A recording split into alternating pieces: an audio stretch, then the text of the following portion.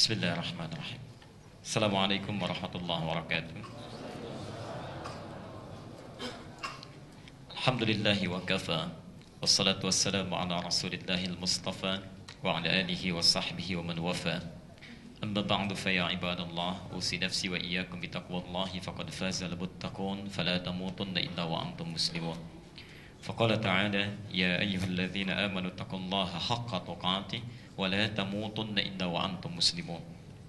فقال يا أيها الناس اتقوا ربكم الذي خلقكم من نفس واحدة وخلق منها زوجها وبث منهما رجالا كثيرا ونساء واتقوا الله الذي تساءلون به والأرحام إن الله كان عليكم رقيبا.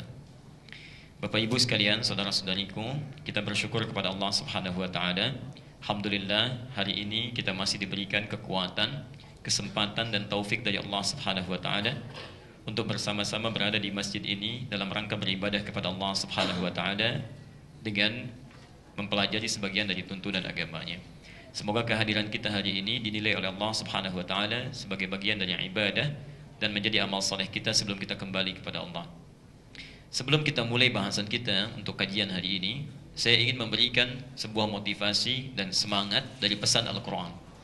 Bapak Ibu sekalian, Al-Quran mengistimewakan, sekali lagi, Al-Quran mengistimewakan dengan keistimewaan yang khusus orang-orang yang memakmurkan masjid.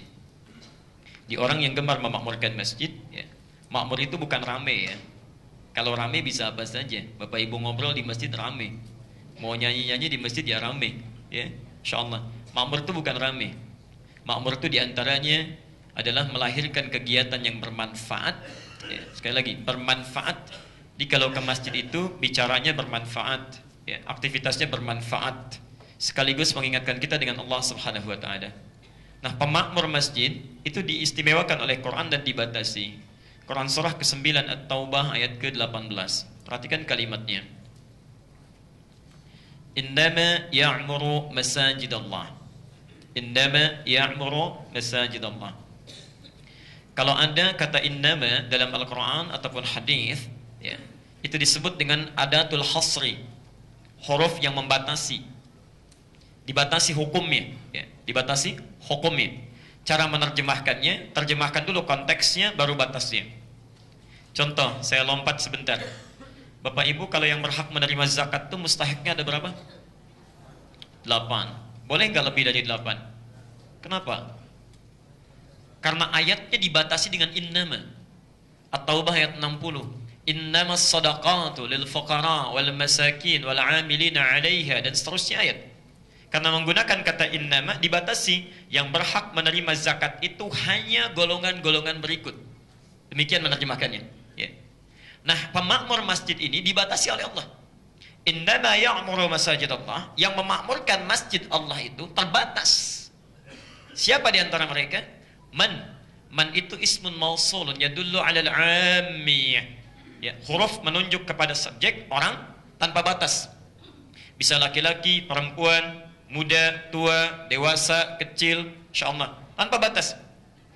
Kata Quran, siapapun yang memakmurkan masjid Allah itu hanyalah siapapun, diikat siapa ini? Amana billah. Yang pertama, betul-betul dia beriman kepada Allah Subhanahu wa taala. Ya. Artinya ketika Anda hadir di rumah Allah ini, berada di sini, mengikuti ta'lim, bukan di aula, bukan di tempat biasa, langsung diundang, langsung di rumahnya, itu menandakan bahwa kita dinilai oleh Quran sebagai orang-orang spesial. Orang-orang yang keimanannya dibatasi oleh Quran, tidak seperti yang lainnya, tidak seperti orang umumnya. Diberbahagialah Anda ketika saat ini hadir di sini, artinya Allah menganggap kita orang istimewa, yang punya keimanan tidak biasa, yang baik dalam pandangan Allah. Kalau Allah sudah membuat kita menjadi lebih baik, mengatakan kita orang baik, maka semestinya pulang dari sini, keburukan-keburukan itu sudah kita tinggalkan. Ya. Maka buktikan kepada Allah tidak keliru kita berada di sini. Ya. Anda disebut man amana billah, orang baik yang imannya itu istimewa. Kita sebelum hadir di sini, sebelum ikut ta'lim, Anda punya kebiasaan, lisan terlalu tajam, kadang mencela orang. Ketika Allah menyebut kita orang baik, artinya dihadapkan ke sini, Allah menginginkan sifat-sifat itu hilang dari dalam diri kita. Yang punya kebiasaan mencela cukup selesai, ya. Yang punya kebiasaan, maaf, telinganya sering mendengar, tidak punya filter. Yang baik, yang buruk masuk. Ketika diundang hari ini, Allah menginginkan telinga kita menjadi baik. Keluar dari sini yang buruk tinggalkan. Ya. Maaf, masuk lagi misalnya dari lisan, dari telinga ke mata. Sebelum hadir ke sini semua dilihat.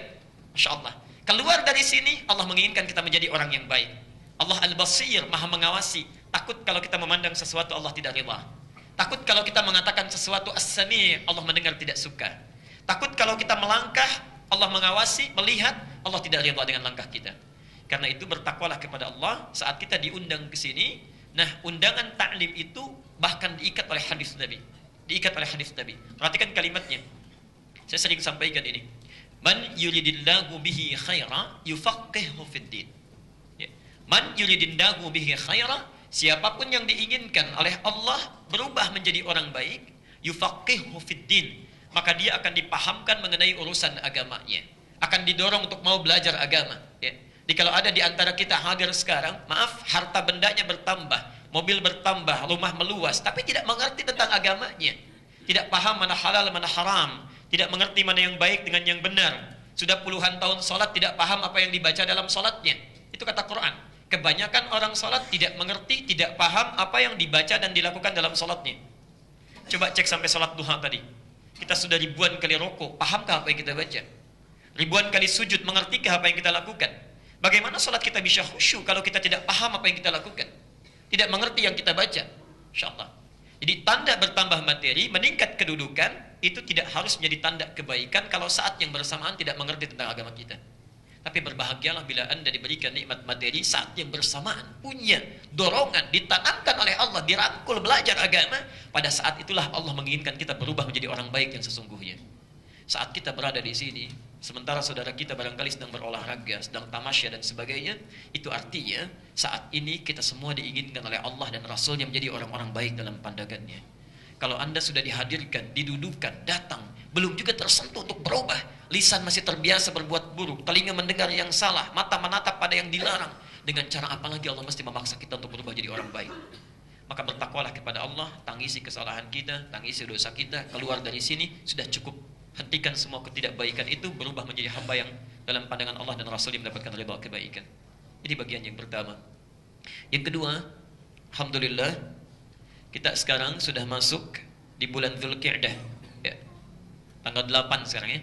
8 Dzulqa'dah. Ingat, bukan Dzulqa'dah, bukan Dzulqa'dah, apalagi Dzulqa'dah. Itu tidak ada. Oke? Jadi bukan Dzulqa'dah, bukan Dzulqa'dah, apalagi Dzulqa'dah. Yang tepat Dzulqa'dah. Ya. Yang masih mungkin Dzulqa'dah atau Dzulqa'dah. Tapi yang lebih tepat Dzulqa'dah. Saya mohon izin, boleh menulis? Sebelah kanan atau kiri? Baik. Kitab yang diterima di akhirat itu yang paling bagus, yang diterima di tangan kanan. Maka di kanan saya dulu, ya. Jadi kalau sudah penuh, kanannya berubah ke sana. Baik. Mumpung ada ketua DKM-nya, ya. Bulan depan harus ada papan tulis yang ada di tengah supaya nggak ke kanan, nggak ke kiri. Tapi alhamdulillah kalau Ramadan ada, ya. Setelah Ramadan kembali ke fitrah. Bismillah.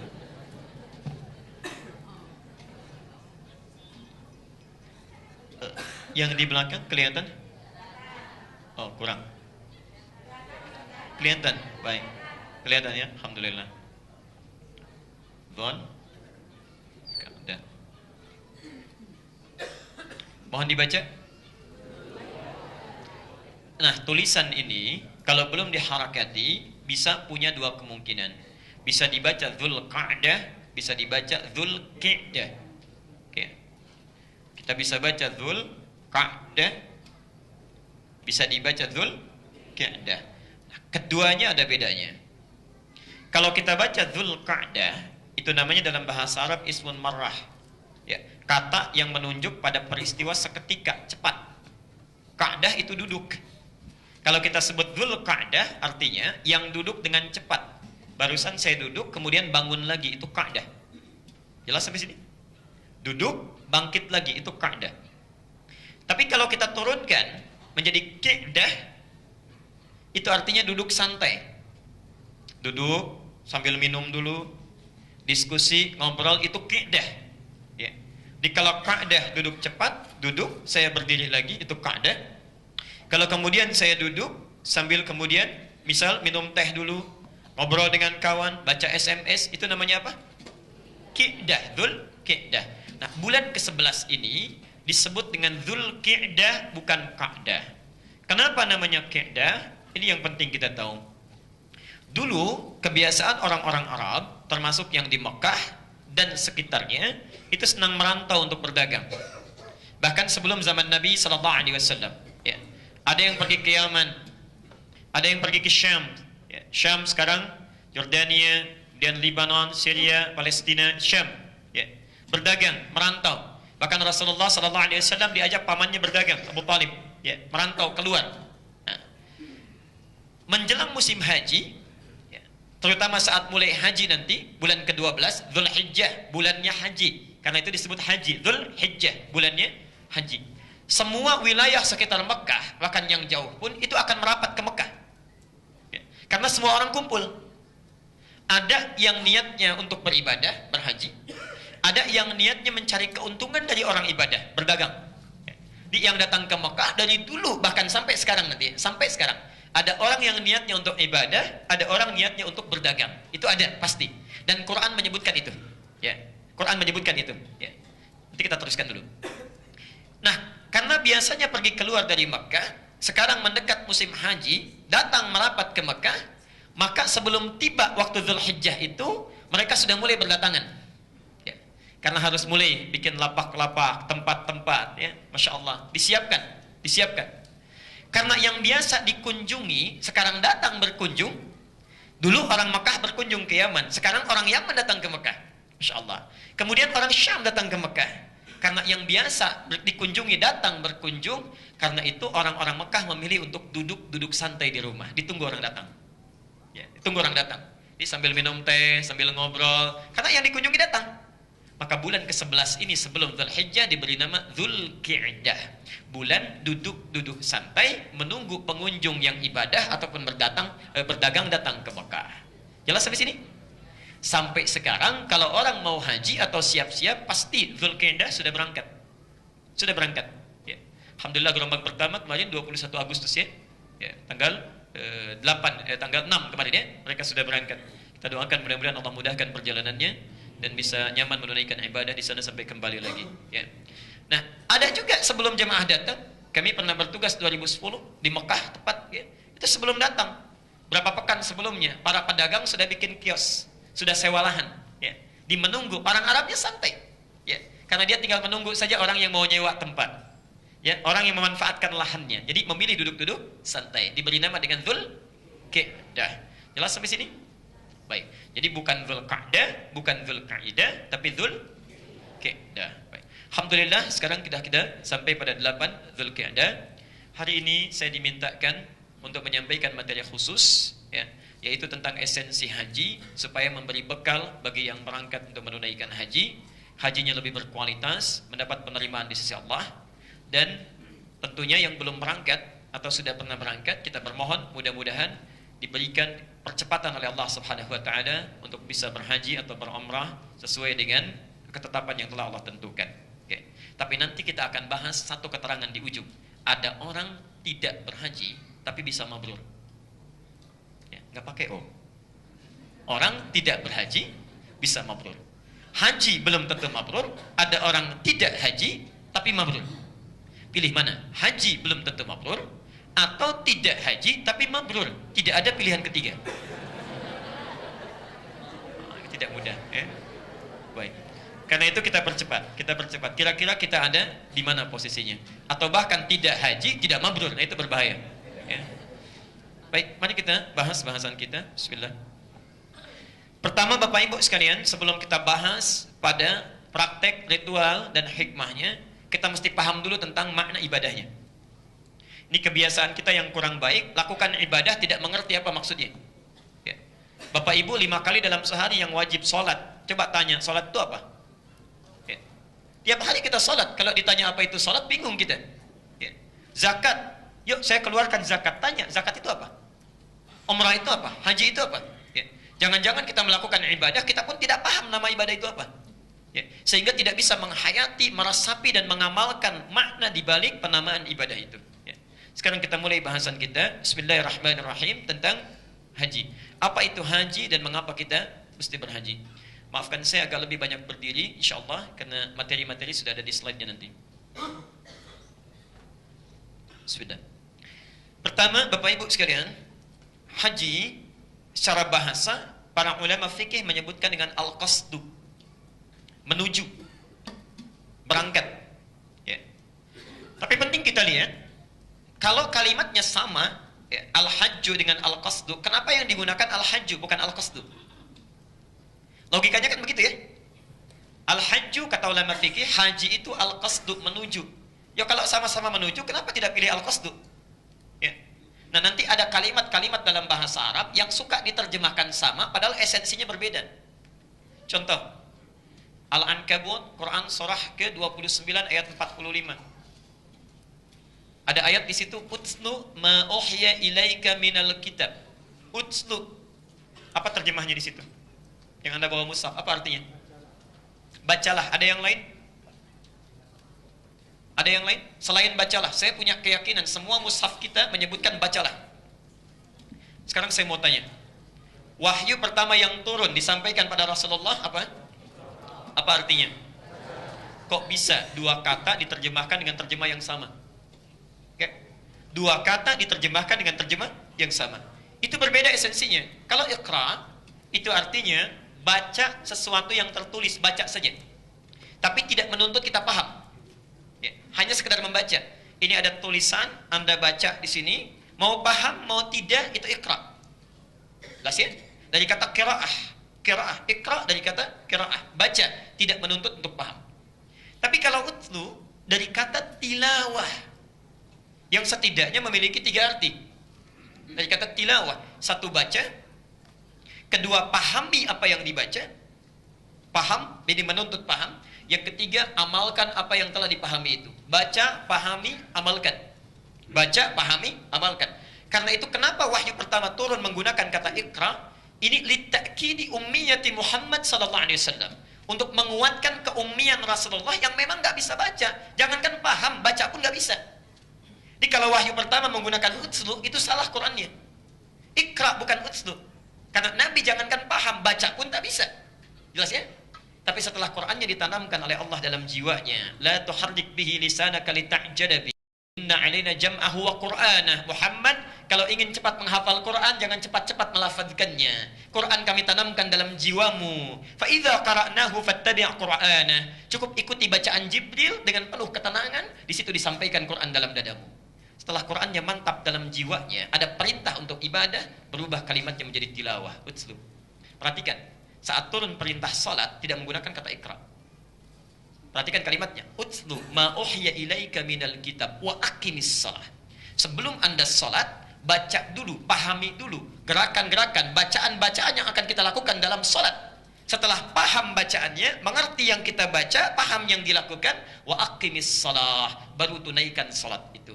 Innas salata tanha 'anil fahsya'i wal munkar. Salat yang dipahami bacaan dan gerakannya itu yang akan menjadikan kita orang baik. Ya, jelas ya? Karena itu orang tua kita dari dulu itu selalu mengarahkan pada tilawah. Iqra, qiraah, orangnya disebut qari. Bukankah kalau ada acara-acara itu ada qarinya di sampingnya sari tilawah menerjemahkan supaya paham, ya. Barangkali yang pertama menerjemahkan namanya Sari Busari, makanya Sari Tilawah, ya. Qari, Sari Tilawah. Kalau Pak Kamil mungkin Kamil Tilawah, ya. Sari Tilawah nggak ada dalam bahasa Arab, yang ada tilawah. Ya, tilawah nggak pakai sari. Ya, baik. Nah, sekarang kita kembalikan apa itu haji. Kenapa tidak dinamakan ibadahnya qasdun tapi haji? Karena haji itu bukan sekedar menuju. Haji itu menuju pada satu keadaan atau tempat yang sangat dibutuhkan. Ya. Jadi kalau kita punya satu kebutuhan sangat kita inginkan. Kebutuhannya disebut dengan hajah, hajat. Ya. Sudah jadi bahasa Indonesia. Hajat hidup orang banyak. Hajat itu kebutuhan yang sangat kita perlukan. Baju ini hajat kita. Ya, pakaian hajat kita, rumah hajat kita. Kalau kita menginginkan itu, kita ingin tuju, itu namanya haji prosesnya. Jelas sampai sini? Nah, perhatikan. Kenapa dinamakan dengan haji? Ya. Karena haji itu memberikan isyarat menuju pada satu keadaan atau tempat yang sangat dibutuhkan oleh setiap insan. Setiap manusia butuh itu. Apa yang paling dibutuhkan itu? Saya agak percepat. Ini. Setiap orang menginginkan sukses di dunia, bahagia di akhirat. Saya ulang. Setiap orang dalam hidupnya pasti menginginkan sukses di dunia, bahagia di akhirat. Saya mau tanya, siapa ingin yang sukses di dunia? Boleh angkat tangan? Kayak sukses. Tapi sengsara di akhirat? Tidak. Siapa yang ingin bahagia di akhirat, dapat surga paling tinggi dengan Nabi lagi? Siapa? Boleh angkat tangan? Alhamdulillah. Tapi miskin di dunia? Tidak mau juga. Baik. Yang ketiga, siapa yang menginginkan? Tuh, belum disebut sudah ngacung. Sukses dunia, bahagia akhirat. Yang tidak ngacung rugi itu. Lihat, semuanya ingin. Karena itu, setiap orang yang haji, setelah haji itu, kalimat Qur'annya ditutup dengan harapan haji. Al-Baqarah 201 itu, yang kita mohonkan. Rabbana atina fid dunya, wa fil akhirati, wa qina. Itu kan ayat penutup haji. Ayat penutup haji. Dari 196 sampai dengan 201-nya ditutup dengan doa. 203-nya kembali kepada Mina. 201-nya. Bahkan saking pentingnya itu, bukankah setiap tawaf dari Rukun Yamani sampai ke Hajar Aswad apa yang dibaca?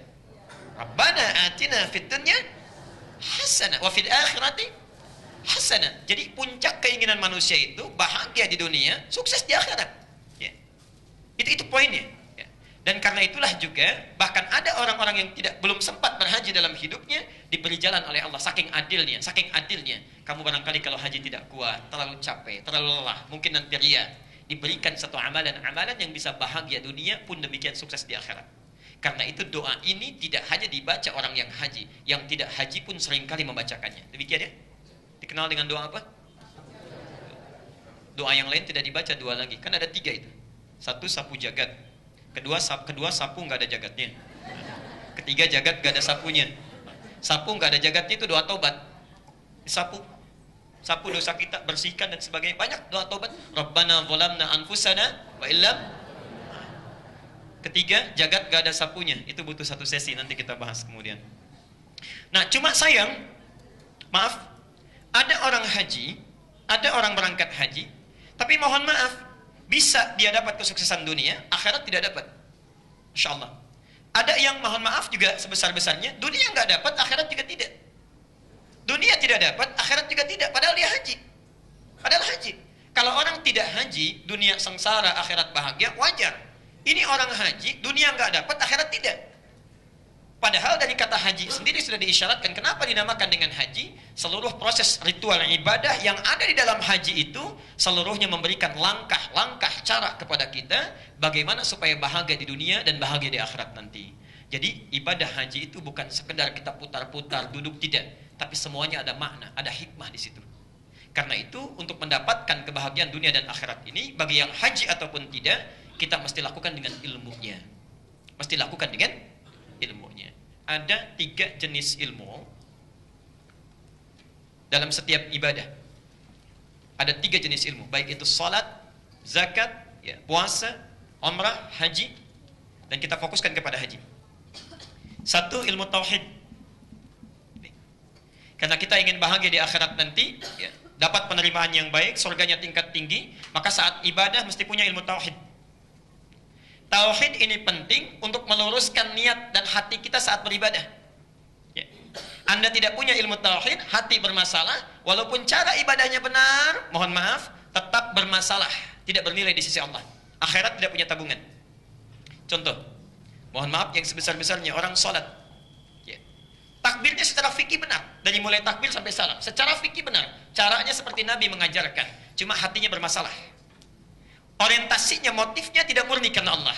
Ketika Allah memerintahkan, wa ma umiru illa liya'budullaha mukhlishina lahuddin, lakukan ibadah ikhlas karena Allah, maka muncul motif lain.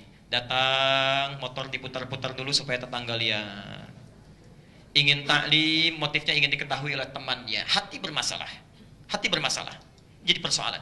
Sekalipun Anda ikhlas luar biasa, hatinya punya persoalan, maka amalan itu tidak bermakna. Saya tegas saya sampaikan, orang yang amalan ibadahnya dikotori oleh penyakit hati, misal riya saja, maka konsekuensinya akan mendapatkan 5 hal yang sangat buruk. 1, amalnya batal. Batal, tidak bernilai. Tidak bernilai. Anda sholat kemudian riya, ingin dilihat orang, maka batal, tidak bernilai. Yang kedua, maaf, lelah menempuh sesuatu tapi tidak mendapat hasil. Lelah menempuh sesuatu tapi tidak mendapat hasil. Nanti saya beri contoh ayat Qur'annya. Yang ketiga, maaf, sulit mendapat hidayah.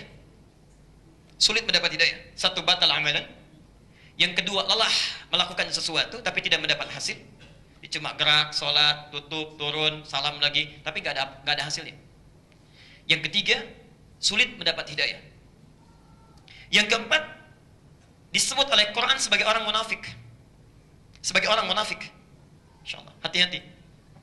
Dan yang kelima, bila tidak bertobat selama hidupnya, maka akan dibawa sampai meninggal. Akan dibawa sampai meninggal dunia. Contoh, Quran surah 2 Al-Baqarah 284. Bismillah. Ya ayyuhalladzina amanu, hai orang-orang yang beriman, la tubtilu shadaqatikum bil manni wal adha. Jangan kalian batalkan. Ya. Batal itu artinya gugur. Ya. Shadaqatikum. Ya. Ingat, apa itu sedekah? Sedekah itu setiap kebaikan yang kita lakukan. Ya. Dalam bahasa Quran disebut sedekah. Ya. Di antum kalau salat itu bagian dari sedekah, jenisnya salat. Baca Quran itu sedekah, jenisnya baca Quran. Dengan harta itu sedekah, jenisnya dengan mal, harta. Jamaknya disebut dengan sedekah banyak. Kata Al-Quran, ada orang-orang yang membatalkan sedekahnya, salatnya batal. Secara fikih salat, ya, tapi batal kata Allah. Dia baca Quran tapi batal, pahalanya batal. 1, bil manni wal adha, dengan penyakit yang mengganggu dan merusak. Apa contohnya? Perhatikan. Kalladzi yunfiqu malahu ria'an nas. Seperti orang infak ria, ingin dilihat oleh orang lain. Orang salat ria, bukan infak saja, karena ada orang salat ria. Fawailul lil musallin alladzina hum an salatihim sahun alladzina hum yuraun. Ria. Salat ria, infak ria, mau haji ria. Ada yang begitu? Ada, tidak sedikit. Bahkan belum haji sudah ria. Orang dikumpulkan, udah kumpul banyak, 1 RT 1 RW, niatnya baik, minta support, doa, minta maaf. Bapak Ibu sekalian, kami akan berangkat haji dan mohon doakan supaya perjalanan lancar, baik, tidak ada kendala. Ini undangan yang sangat bermakna. Paragraf pertama nyaman. Paragraf kedua, ya mungkin di tempat ini, RW ini kami orang pertama yang berhaji. Ya. Pak RW juga belum dapat undangan Pak ya. Mudah-mudahan Bapak dapat hidayah nanti. Ya kami doakan di sana. Tuh belum apa-apa sudah muncul persoalan. Ini belum berangkat sudah dia bermasalah. Ya, bermasalah. Itu batal. Belum apa-apa sudah batal. Belum berangkat. Ya. Perhatikan. La tubtilu sadaqatikum bil manni wal adha kalladhi yunfiqu malahu ria'an nas famathaluhu kamathali safwanin 'alaihi turabun fa asabahu wabilun fatarakahu salda la yaqdiruna 'ala syai'in mimma kasabu. Orang seperti ini kata Al-Qur'an itu cuma orang lelah menenun sesuatu, capek berusaha tidak dapat apapun. Capek berusaha tidak dapat apapun. Seperti orang naruh pasir di atas batu yang licin, pasirnya menggelinding ke bawah, ditimpa air bah tidak berbekas. Hati-hati dengan riya, hati-hati dengan penyakit hati. Karena ada orang yang akan beribadah haji berangkat sudah riya duluan, itu lebih baik bersihkan dulu sebelum berangkat. Batal. Batal. Persoalan. Teruskan. Ya. 3 tadi. Wallahu la yahdil qaumal kafirin. Allah tidak akan memberi hidayah pada orang kafir, diserupakan dengan orang kafir. Ya. Bahkan orang kafir yang baik pun itu masih dapat hidayah. Orang kafir yang baik, ada orang kafir senang membantu, senang menolong, memberikan bantuan, itu berpeluang diberi hidayah. Bahkan kita pun memohon kepada Allah, ya ya Allah berikan dia hidayah, ya Allah dia berikan petunjuk, berikan dia petunjuk. Orang Islam ibadah riya, sombong, ingin diketahui, dilihat, sulit. Bahkan kita pun tidak nyaman ketika berpapasan. Hati-hati. Yang keempat disebut munafik. An-Nisa 142. Innal munafiqina yukhadi'una Allah wa huwa khadi'uhum wa idza qamu ila sholati qamu kusala yura'unan nas. Orang-orang riya bagian dari munafik, bagian dari munafik.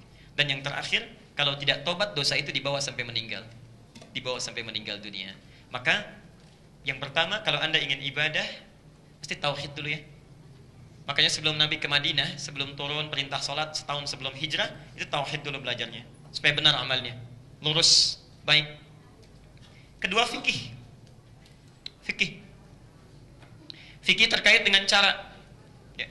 Memang ikhlas, niatnya bagus, benar karena Allah, semangat. Tapi ilmu tidak ada, fikih tidak tahu. Ya. Bagaimana Nabi mencontohkan, lupa, tidak paham. Mau sholat subuh, begitu datang ke Al-Ihsan, sudah ikhlas. Baik sekali, luar biasa. Begitu salam, bangun lagi, sholat sunnah 4 rakaat setelah subuh. Karena nggak tahu cara, tidak paham. Ada juga nanti orang-orang haji semangatnya tinggi, ikhlas luar biasa, sudah jual sawah, jual kebun, tapi tidak belajar ilmu fikih, tidak paham bagaimana cara belajar yang benar, cara ibadah yang tepat, nyampe ke sana bisa keliru, sering kali. Ya. Bayangkan Bapak Ibu sekalian, bayangkan Ka'bahnya sudah di depan mata, bisa salah kiblat. Ka'bahnya di depan mata, salah kiblat. Dari Ka'bah dapat informasi itu rumah Nabi dilahirkan. Ya. Ke rumah Nabi, lihat. Yang sekarang jadi museum itu ya. Nanti saya tunjukkan gambarnya. Begitu melihat ke situ, tiba-tiba sholat menghadap ke rumah Nabi. Ka'bahnya di belakang, bisa salah kiblat. Sholat menghadap ke rumah Nabi. Karena itu sampai sekarang di tempat rumah Rasulullah ini, yang sekarang jadi perpustakaan, diberi gambar di sampingnya. Ada orang sujud, dikasih keras, disilam. Dan ada tulisan di bawahnya, pakai bahasa Inggris, bahasa Arab, bahasa Urdu, plus bahasa Indonesia. Artinya orang Indonesia ada yang pernah salah itu. Ya. Salah sujudnya, salah kiblatnya, jauh-jauh ke sana salah. Ya. Bahkan ada yang fatal salahnya. Sudah di depan Ka'bah berkeliling, ya. Sudah tenang, lihat kanan kiri, gunting keluar, dipotong kiswah. Bisa keliru, ya. Bisa keliru. Jadi Anda bisa bayangkan secara fikih saja, ikhlas memang ikhlas betul, tapi ilmu tidak ada, bisa bermasalah. Karena itu bagian kedua yang penting dari ibadah, tidak cukup dengan ikhlas, tapi mesti tahu cara. Karena itu syahadat kita diikat dengan 2 kalimat. 1, asyhadu anna, ikhlas, ilmunya tauhid. Bagaimana cara menerapkan tauhid? Allah perintahkan, kata Allah, aqimus shalah, tunaikan salat. Quran tidak menjelaskan bagaimana cara salat. Ya. Harus ada contoh, harus ada yang menuntun. Maka diikat dengan kalimat yang kedua, wa asyhadu anna Muhammadar Rasulullah. Ikuti praktek ibadah seperti Nabi menuntun kita. Salat seperti Nabi menuntun salat. Haji seperti Nabi menuntun haji. Nah, tugas Nabi menyampaikan wahyu, mengajarkan tauhid, mengajarkan cara fikih. Tapi ada yang ketiga, yang ini jarang kita pelajari. Hikmah. Terkait dengan aspek dunia. Hikmah.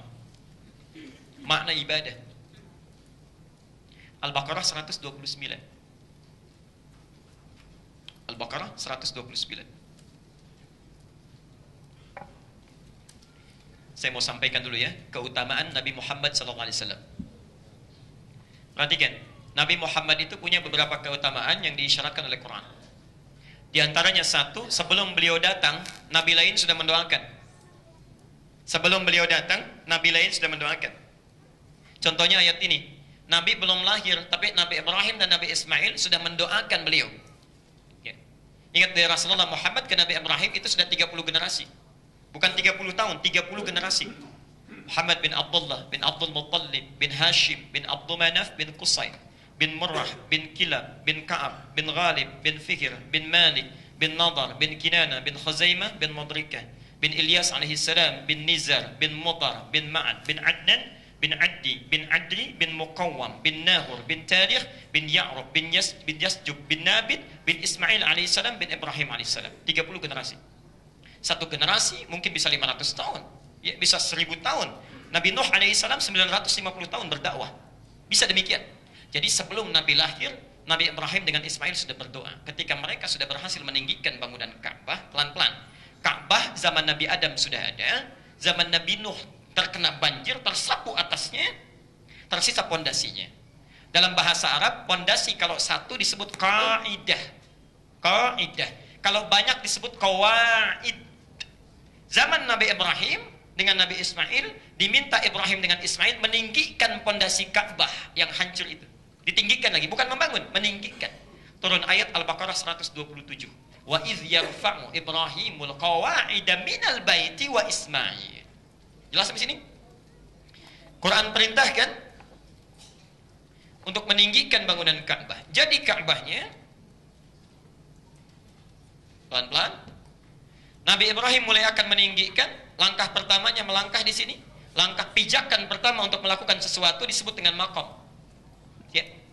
Pijakan pertama untuk melakukan sesuatu disebut dengan apa? maqam. Sampai sekarang disebut maqam Ibrahim. Ketika beliau akan mulai meninggikan bangunan Ka'bah, di sudut yang lain datang anaknya Ismail. Ya, merasakan bagaimana bapaknya bekerja, punya beban di situ. Maka datang dari ujung ingin membantu, membawa batu. Batu dalam bahasa Arab disebut dengan hajar. Hajar. Ya. Kalau disusun-susun sehingga menjadi susunan tertentu disebut dengan hijar. Oke? Sampai sekarang disebut apa? Hijar Ismail. Datang dari satu sisi. Asalnya itu Ka'bah penuh, pas. Cuma karena terjadi kebakaran, ya, nanti kemudian akan diperluas, dibangun kembali, hartanya tidak cukup. Ya.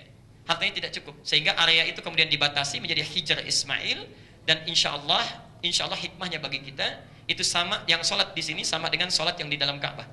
Ya. Di orang yang sholat di hijar Ismail itu sama dengan di dalam Ka'bah. Pelan-pelan sebentar. Selesai membangun ini, keduanya berdoa. Perhatikan doanya. Ayat 129, saya lompat saja langsung. Rabbana wab'ats fihim. Ya Allah, nanti mohon utus seorang rasul dari kalangan mereka, rasulan minhum, tapi dari Mekah saja, sekitar Ka'bah, yang membawa 4 tugas. Perhatikan 4 tugasnya. Nabi diturunkan oleh Allah, dipilih oleh Allah, membawa 4 tugas. Dan 4 tugas ini akan kita lihat pada diri kita, sudah termaksimalkan atau belum. Jangan-jangan baru 1 tugas kita yang benar, baru 2 tugas yang kita lakukan, harus 4. 1, yatslu alaihim ayatika, menyampaikan wahyu. Bentuknya Quran sekarang. Nabi itu ketika turun ayat, tidak boleh disembunyikan, langsung sampaikan. Yatslu alaihim ayatika. 2, wa yu'allimuhumul kitab, mengajarkan kandungan Quran lewat hadis. Yu'allim, mengajarkan isinya. Ya. Turun perintah salat, aqimus salat, tunaikan salat, Al-Baqarah 43, wa aqimus salat, tunaikan salat. Kita bertanya pada Quran bagaimana caranya. Tidak disebutkan cara ruku, cara sujud, tidak disebutkan. Maka tugas Nabi menerangkan begini cara salat, dari takbir sampai dengan salam. Jelas? Tapi tidak cukup sampai 2, ini kelemahan kita. Yang ketiga, wal hikmah, mengajarkan hikmah di balik ibadah itu. Apa maksudnya berdiri begini? Kenapa berdiri itu masih sejajar dengan bahu? Tidak lebar, tidak terlampau rapat. Kenapa takbir sejajar dengan bahu kita, dengan pundak kita? Kenapa ruku mesti lurus? Kenapa saat sujud cuma 7 anggota badan? Dari mulai kening, 2 telapak tangan, kemudian 2 lutut, kemudian jari jemari di 2 kaki. Kenapa cuma 7? Apa maknanya? Itu hikmah namanya. Ada hikmah di balik ibadah kita. Persoalannya, sampai dengan hari ini, kita hanya mencukupkan belajar secara fikih 2 saja. Yang penting bisa bacaannya, tahu gerakannya. Gak paham apa yang dilakukan. Sehingga ibadah yang kita kerjakan tidak melahirkan makna dan rasa. Bahkan bukan hanya mengamalkan, saat menunaikannya pun tidak berasa. Karena nggak paham hikmah. Dan Nabi tidak sembarangan mengajarkan hikmah ini sampai betul-betul dikuasai. Baru yang terakhir, kalau hikmah didapatkan 3 ini, dalilnya ada. Yatslu alaihim ayatika, dalil. Tidak boleh mengerjakan sesuatu tanpa ada dalil. Wa yu'allimuhumul kitab, contoh. Kalau ada contohnya, ikuti itu. Tidak ada contoh, cukupkan. Cukupkan. Ada dalil, contoh tidak dispesifikasi, kemudahan. Tapi kalau nggak ada dalil, nggak ada contoh, tidak ada ibadah. Tidak perlu kreatif. Tidak perlu kreatif. Ketiga, hikmah. Apa maknanya? Yang keempat, wa yuzakkihim. Kalau benar 3 hal ini, maka akan melahirkan akhlak. Akhlak. Nah. Kembali ke haji. Saya tidak menginginkan ada orang berangkat haji cuma paham. Ikhlas berangkat, tahu secara fikih, tapi saat tawaf tidak merasakan dia tawaf. Saat sa'i tidak mengerti sa'i. Saat di Arafah tidak paham apa itu Arafah. Karena itu kita akan belajar menekankan pada yang ketiga ini. Kita gabungkan baik ilmu tauhidnya, fikihnya, plus juga ilmu hikmahnya. Pelan-pelan. Harapan kita dengan belajar semua itu bisa Rabbana atina fid dunya hasanah wa fil akhirati hasanah wa qina adzabannar. Karena itu 3 tadi, baik itu ilmu tauhid, yang kedua fikih dan hikmah, disebut oleh Quran sebagai penyempurna sebelum kita berangkat haji. Turun Quran surah kedua Al-Baqarah 196. Wa atimmul hajja wal umrata lillah. Wa atimmul hajja wal umrata lillah. Perhatikan 3 ilmu tadi. Wa atimmu, dan sempurnakanlah. Kalau bahasa Qurannya sempurnakanlah, berarti ada hajinya yang tidak sempurna. Ada umrahnya yang tidak sempurna, mungkin bisa keliru, tidak sempurna. Bukan hanya sempurna, bukan hanya tidak sempurna, bahkan kelebihan. Kelebihan. Nanti Anda bisa lihat ada orang sa'i sampai 14 putaran. Dari Safa ke Marwah dihitung setengah, ya. Kemudian dari Marwah ke Safa baru dihitung satu. Sekarang pun sudah lain gayanya, ya. Begitu turun handphone tangan kanannya, Rabbik firwarham wa'fu wa takarram, ya. Dan langsung terkoneksi itu dengan di negara bagian lain. Itu persoalan. Sudah ria, salah secara fikih, hikmah nggak dapat total tiga-tiganya, ya. Dan tenaga terbuang, biaya juga mahal-mahal, sampai sana tidak berarti. Karena kata Quran sempurnakanlah, berarti ada sesuatu yang tidak sempurna, ya. Ada sesuatu yang tidak sempurna. Untuk itu kita belajar insyaallah bagaimana kita menyiapkan ilmunya dulu sehingga haji kita insyaallah bisa sempurna. Yuk, saya mau cerita dulu pelan-pelan. Haji dimulai dari mana? Boleh angkat tangan yang sudah pernah haji? Baik, haji dimulai dari mana? Aduh, jangan-jangan harus haji lagi ini. Baik, prosesi haji ritualnya nanti betul. Kita mekat dulu, kita niat pakai ihram. Tapi rangkaiannya akan dimulai dari saat wukuf di Arafah. Ini intinya. Al-Hajju Arafah. Inti haji ada di mana? Kata Nabi, Arafah. Al-Hajju Arafah. Dalam persiapannya kita mekat dulu, pakai pakaian ihram dulu dan seterusnya. Ya. Saya mau langsung ke sini dulu. Masalah mekat nanti kita belakangkan. Arafah. Apa itu Arafah? Kalau tidak tahu katakan Allahu a'lam. Apa itu Arafah? Alhamdulillah. Lihat sini. Arafah, ya, sebelum kita tafsirkan apa itu Arafah, kita mesti tahu dulu ada kisah terkait dengan Arafah. Kenapa menjadi Arafah? Ada kisah. Kisah pertama tercantum di Al-Baqarah ayat 35 sampai ayat 38-nya itu. Ada juga di Al-A'raf ayat 19 sampai 25. Ini tentang Adam alaihissalam. Adam alaihissalam setelah tercipta, saya persingkat, kemudian diminta oleh Allah tinggal di surga bersama istrinya. Al-Baqarah 35. Wa qulna ya Adamu uskun anta wa zaujukal jannah. Adam, silakan kamu tempati surga dengan istrimu. Makan seenaknya, senyamannya, nikmati, enak, nyaman, dekat dengan rahmat Allah. Ya. Di Adam diberikan kenikmatan luar biasa, tinggal di surga dekat dengan rahmat Allah. Syaratnya satu, jangan dekati larangan ini. Jangan dekati fala taqraba hadhihi syajarah wala taqraba hadhihi syajarah. Jangan dekati pohon ini sebagai larangan. Yang jadi persoalan bukan pohonnya, larangannya jangan sampai dilanggar. Ya. Melanggar perintah Allah, mengikuti larangan berkonsekuensi bisa jauh, ya, bisa jauh dari rahmat Allah, menjadi orang zalim, ya. Fatakuna minadh zalimin. Yang terjadi, mohon maaf sebesar-besarnya, saya persingkat, setan datang. Singkatnya tergelincir Adam. Setan datang ke Adam, tidak mampu. Datang ke istrinya, mampu. Tergoda, diskusi dengan Adam. Datang iblis kemudian mengatakan, Adam, Hawa, pohon ini sebetulnya pohon kekekalan. Kalau kamu makan, boleh jadi kamu bakal tinggal di surga dengan abadi. Sedikit saja coba. Terjadi kesalahan itu. Saat salah itulah kemudian, maaf, diturunkan di muka bumi. Ya. Melanggar, terjadi kesalahan, jauh dari rahmat Allah, fatakuna minadh zalimin. Konsekuensinya diturunkan dari surga turun ke muka bumi. Tidak turun bersamaan. Tidak turun di satu tempat. Dalam riwayat disebutkan Adam turun di sekitaran India, Hawa turun di sekitaran sekarang disebut dengan Saudi Arabia, yang sekarang bernama Jeddah. Ya. Jeddah, apa artinya Jeddah? Nenek dalam bahasa Arab. Nenek, Jeddah itu nenek. Kenapa dinamakan dengan Jeddah, nenek? Karena di situ dulu Hawa menurut para kalangan sejarawan diturunkan. Di situ dia diturunkan. Ya. Bapak Ibu nanti kalau mampir ada masjid terapung, ya, disebut masjid terapung di sekitaran Jeddah, sekitar 300 meter. Kalau lurus dari situ ada disebut dengan Maqbarah Hawa, kuburannya Hawa. Ya, kuburan Hawa. Kalau kata ahli sejarah bukan itu sebetulnya kuburannya. Kuburannya ada di Jabal Qubais. Ya, nanti saya tunjukkan gambarnya. Yang di situ tempat Hawa saat diturunkan, beraktivitas di situ.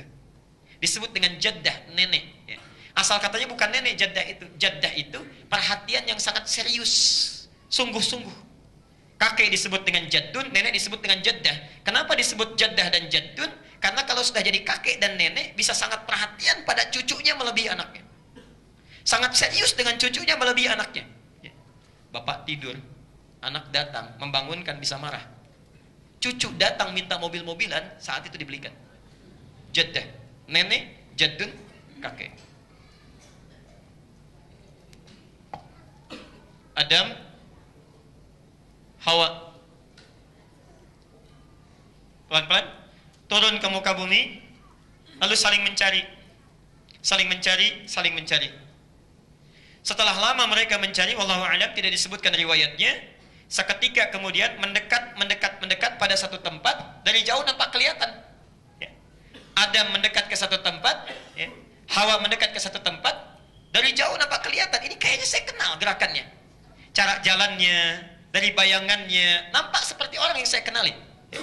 Adam seperti mengenali, Hawa seperti mengenali.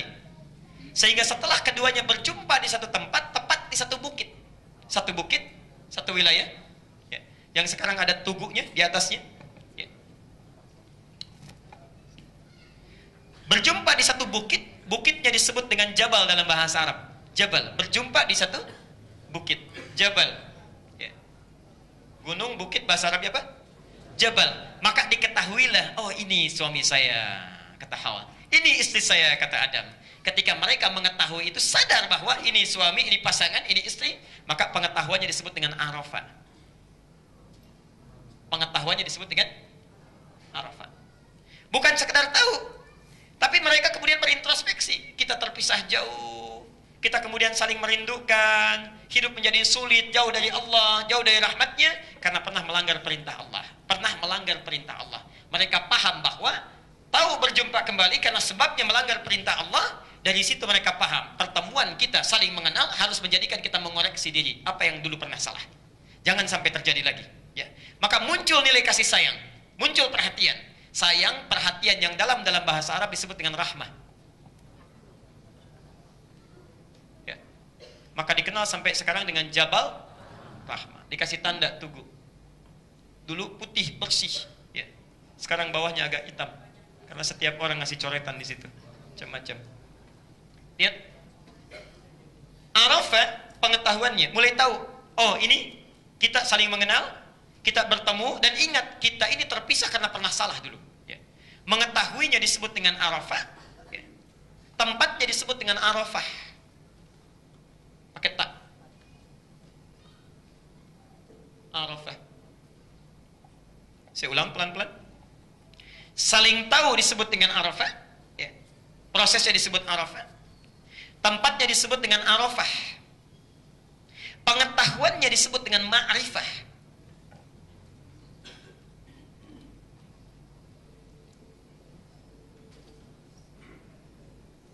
Mereka saling mengenal. Arafah, Adam kenal Hawa, Hawa kenal Adam. Lalu ingat, kita terpisah karena pernah salah. Harus koreksi, saling berkasih sayang. Arafah. Bertempat di bukit itu dikenal dengan Arafah tempatnya sampai sekarang. Ketika sadar bahwa kesalahan mereka terpisah akibat melanggar perintah Allah, pengetahuannya disebut dengan ma'rifah. Kalau sudah mengerti ini pernah salah, tidak boleh diulangi lagi, maka orang ini disebut dengan arif. Orang ini disebut apa? Arif. Pelan-pelan. Turun ayat. Sejak Adam mulai berkomitmen itu, ingin memperbaiki diri, tidak boleh terjadi kesalahan yang sama, maka berduanya menjadi arif. Pengetahuannya ma'rifah. Maka turunlah ayat kepada kita menerangkan tentang komitmen mereka itu. Al-A'raf ayat ke-27.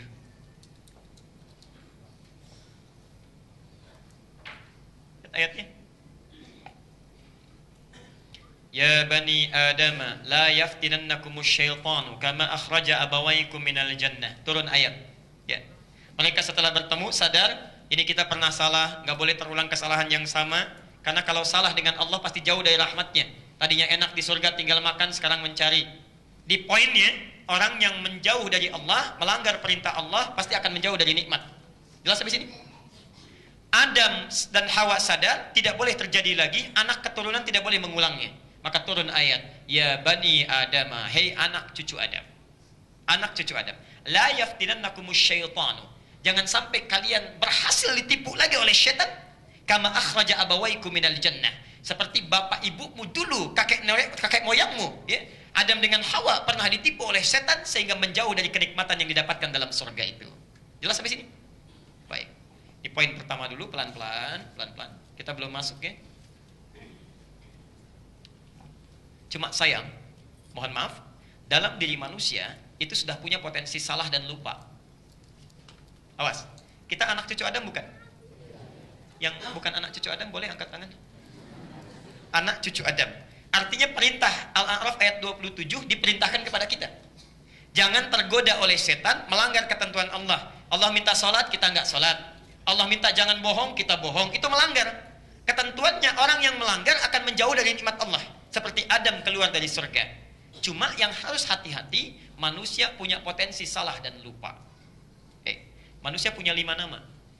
Di antara namanya insan. Ya, kadang dipanggil ins, ya ma'syaral jinni wal ins. Kadang dipanggil basyar, qul innama ana basyarum mithlukum. Kadang dipanggil insan, ar-Rahman, 'allamal Quran, khalaqal insan. Kadang dipanggil dengan nas, qul a'udzu birabbin. Kadang dipanggil dengan bani Adam, ya bani Adama. Kenapa manusia disebut insan? Kata Ibnu Abbas, insan itu seakar dengan kata nisyan. Dari kata nasya, artinya lupa. Manusia dinamakan dengan insan karena punya potensi lupa. Kok belum sholat subuh, astagfirullah, lupa saya. Bahkan ada orang yang sebelum mencuri ingat ayatnya, saat mencuri lupa. Sebelum mencuri ingat, saat mencuri lupa. Ada potensi lupa. Jadi insan berakal dari kata nisyan. Akar kata nisyan dan insan itu nasya. Nasya lupa. Orangnya disebut insan, sifatnya disebut dengan nisyan. Yang paling berbahaya, harus hati-hati, makanan pokok kita nasi. Nasya, lupa itu ya. Bisa cepat lupa kita. Terlalu banyak, cepat lupa ya. Saya kembalikan sebentar. Saya kembalikan. Perhatikan, karena manusia punya potensi lupa dan punya potensi salah, direkam oleh Quran. Al-Baqarah 286. Rabbana la tu'akhidna in nasina au. Ya Allah, jangan hukum kami kalau kami pernah lupa melakukan kesalahan atau memang sengaja berbuat salah. Potensi itulah yang dimanfaatkan oleh setan supaya terjerumus untuk melanggar perintah Allah Subhanahu wa taala. Karena itu, tidak ada satupun manusia yang bisa luput dari dosa, dari salah. Saya percepat. Karena kita punya potensi salah, potensi lupa, dan mungkin digoda oleh setan. Sekarang perlu tahu bagaimana caranya kita menangkis godaan setan dan menekan sifat lupa dan salah kita supaya tidak muncul ke permukaan. Jadi kalau setan datang ingin menggoda kita, dulu pernah datang ke Adam, kan ada tandanya, ada caranya, ada triknya. Kita pelajari itu, bagaimana setan menggoda Adam. Bagaimana kalau dia akan menjauhkan kita dari rahmat Allah, seperti apa caranya. Bagaimana memanfaatkan sifat lupa kita. Saat kita kemudian bertanya, ya Allah bagaimana caranya supaya saya bisa menjauhi setan, bisa melawan setan. Maka di zaman Nabi Ibrahim diturunkanlah cara kemudian, ya, yang kemudian disempurnakan, yang kelak disebut dengan manasik. Baik. Maka turun ketentuan-ketentuan, syariat, aturan-aturan, turun petunjuk Allah, mengajarkan kepada Nabi Ibrahim alaihissalam bagaimana caranya supaya tidak mempan digoda oleh setan. Saat setan datang, Ibrahim bisa lempar. Ya, datang kepada Ibrahim, kalah setan, datang kepada istrinya Hajar, dilontar lagi oleh Hajar. Tidak mempan ke Hajar, datang pada Ismail, dilontar oleh Ismail. Ya. Maka turunlah kemudian satu proses ibadah, satu cara disebut dengan manasik, yang kalau cara itu diikuti, kita bisa menjauh dari setan. Kalau setan sudah bisa kita jauhi, sifat jelek kita sudah bisa kita tekan, maka Masya Allah, mohon maaf, dunia gampang kita raih, akhirat kita dapatkan kebahagiaannya. Nah, manasik itulah yang terkumpul seluruhnya dalam proses ibadah haji. Jadi sebetulnya kalau orang ibadah haji dari mulai di Arafah sampai dengan selesai, dia selesai menunaikan ibadahnya, maka akan terbebas dari sifat buruk dalam dirinya dan bisa menangkis godaan setan.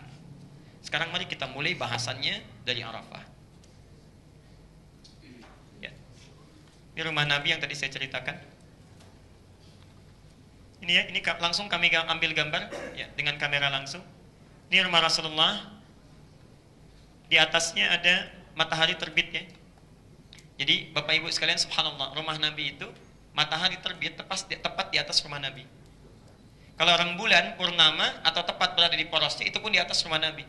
Jadi siang dengan malam pasti terang rumah Nabi itu. Ya, pasti terang, disinari. Nih, rumah Rasulullah.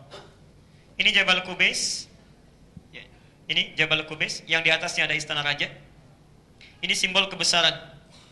Jadi kalau ingin mengumumkan peristiwa penting, menyampaikan kebijakan-kebijakan parlemen Quraisy pada saat itu, naik ke gunung ini, disampaikan. Rasulullah menyampaikan proses Isra Mi'raj di sini, di Jabal Qubais. Karena itu sampai sekarang ini jadi istana raja, karena simbol kebesaran. Di bawahnya ada tiang, kelihatan? Ya, ini ada tiang. Di sampingnya ada tiang kecil di sini. Kelihatan? Kalau kelihatan aneh, saya pun nggak lihat. Agak gelap nih. Ada tiang kecil di sini. Ini rumahnya Abu Jahal. Abu Jahal, ya. Di Abu Jahal di sini rumahnya. Ya. Kemudian ini rumah Rasulullah. Setelah berumah tangga, Rasulullah SAW tinggalnya dengan Sayyidah Khadijah itu di depan pintu Marwah di sebelah sini, ya, sebelah sini. Baik, ini rumah Rasulullah bersama Sayyidah Khadijah. Nanti satu saat kita bisa terangkan di sana. Kalau Anda umrah atau haji, coba cari kegiatan yang bermanfaat ya. Di sekitaran Masjidil Haram itu banyak tempat-tempat yang bisa meningkatkan iman. Tempat ta'lim pertama, rumahnya Arqam bin Abi Arqam di mana, Abbas ada di mana, Maimunah di mana, sekitaran ini. Nanti yang menginap di Hotel Hilton, sampingnya Zamzam, itu rumahnya Abu Bakar di situ. Dulunya rumah Abu Bakar, ya. Makanya disebut Mathaf Museum sampai sekarang, museum. Ya, karena dulu ada rumah Abu Bakar di situ. Ya. Depannya parlemen Quraisy. Jadi kalau mereka rapat, ada apa-apa di situ, di depan Hotel Hilton itu. Ya. Saya tuliskan dulu. Pelan-pelan. Nah, ini rumah Rasulullah. Saya tidak tahu di sini terang ya, kenapa ke sini gelap. Rumah Rasulullah. Baik. Yuk kita masuk ke Arafah. Jadi Arafah, kembalikan dulu. Arafah. Saat kita mulai haji, datang ke Arafah, ya. Kembali ke kisah Adam tadi. Saat Adam dengan Hawa bertemu, kemudian mereka ingat, bukan sekedar tahu ini Hawa ini Adam, bukan, tapi juga mengetahui penyebab kenapa mereka terpisah. Pernah berbuat salah, pernah lupa sehingga terjauh dari rahmat Allah. Nah, kita manusia sudah diajarkan oleh Allah bagaimana menjauhi setan, bagaimana menjauhi sifat-sifat yang tidak baik, menekan nafsu. Tapi yang namanya manusia dalam prosesnya tetap saja salah, tetap saja berbuat dosa, bahkan sampai hari ini. Saya mau tanya pada Bapak Ibu sekalian, silahkan yang tidak punya dosa boleh angkat tangan. Yang dosanya sedikit boleh, yang banyak boleh angkat tangan. Anda tidak banyak mengangkat karena saking banyaknya sulit kita angkat, ya. Dosa terkumpul. Karena itulah tiba satu masa diminta kita oleh Allah Subhanahu wa ta'ala untuk mengingat dosa kita, mengenal siapa kita, mengenal kekurangan kita. Bukan sekedar tahu siapa kita, bukan, tapi tahu apa yang pernah salah kita, ya. Apa yang keliru. Sebelum pulang menuju Allah harus dibebaskan dulu dari dosa, dihapuskan seluruhnya. Kenali dirimu apa yang salah. Maka Masya Allah saat haji itulah diundang dia, dikumpulkan di satu tempat yang mengingatkan prosesi Adam pernah melakukan itu dengan Hawa. Adam pernah bertemu dengan Hawa di tempat itu, mengingat kesalahan-kesalahannya. Ini tidak boleh terjadi lagi. Kita dalam hidup barangkali perputaran hidup kita melahirkan kesalahan-kesalahan yang harus kita evaluasi. Dikumpulkanlah kemudian kita di satu tempat saat memulai haji. Dinamakan apa tempatnya? Arafah. Apa yang kita lakukan di situ? Wukuf. Wukuf. Apa artinya wukuf? Sekali lagi, apa artinya wukuf?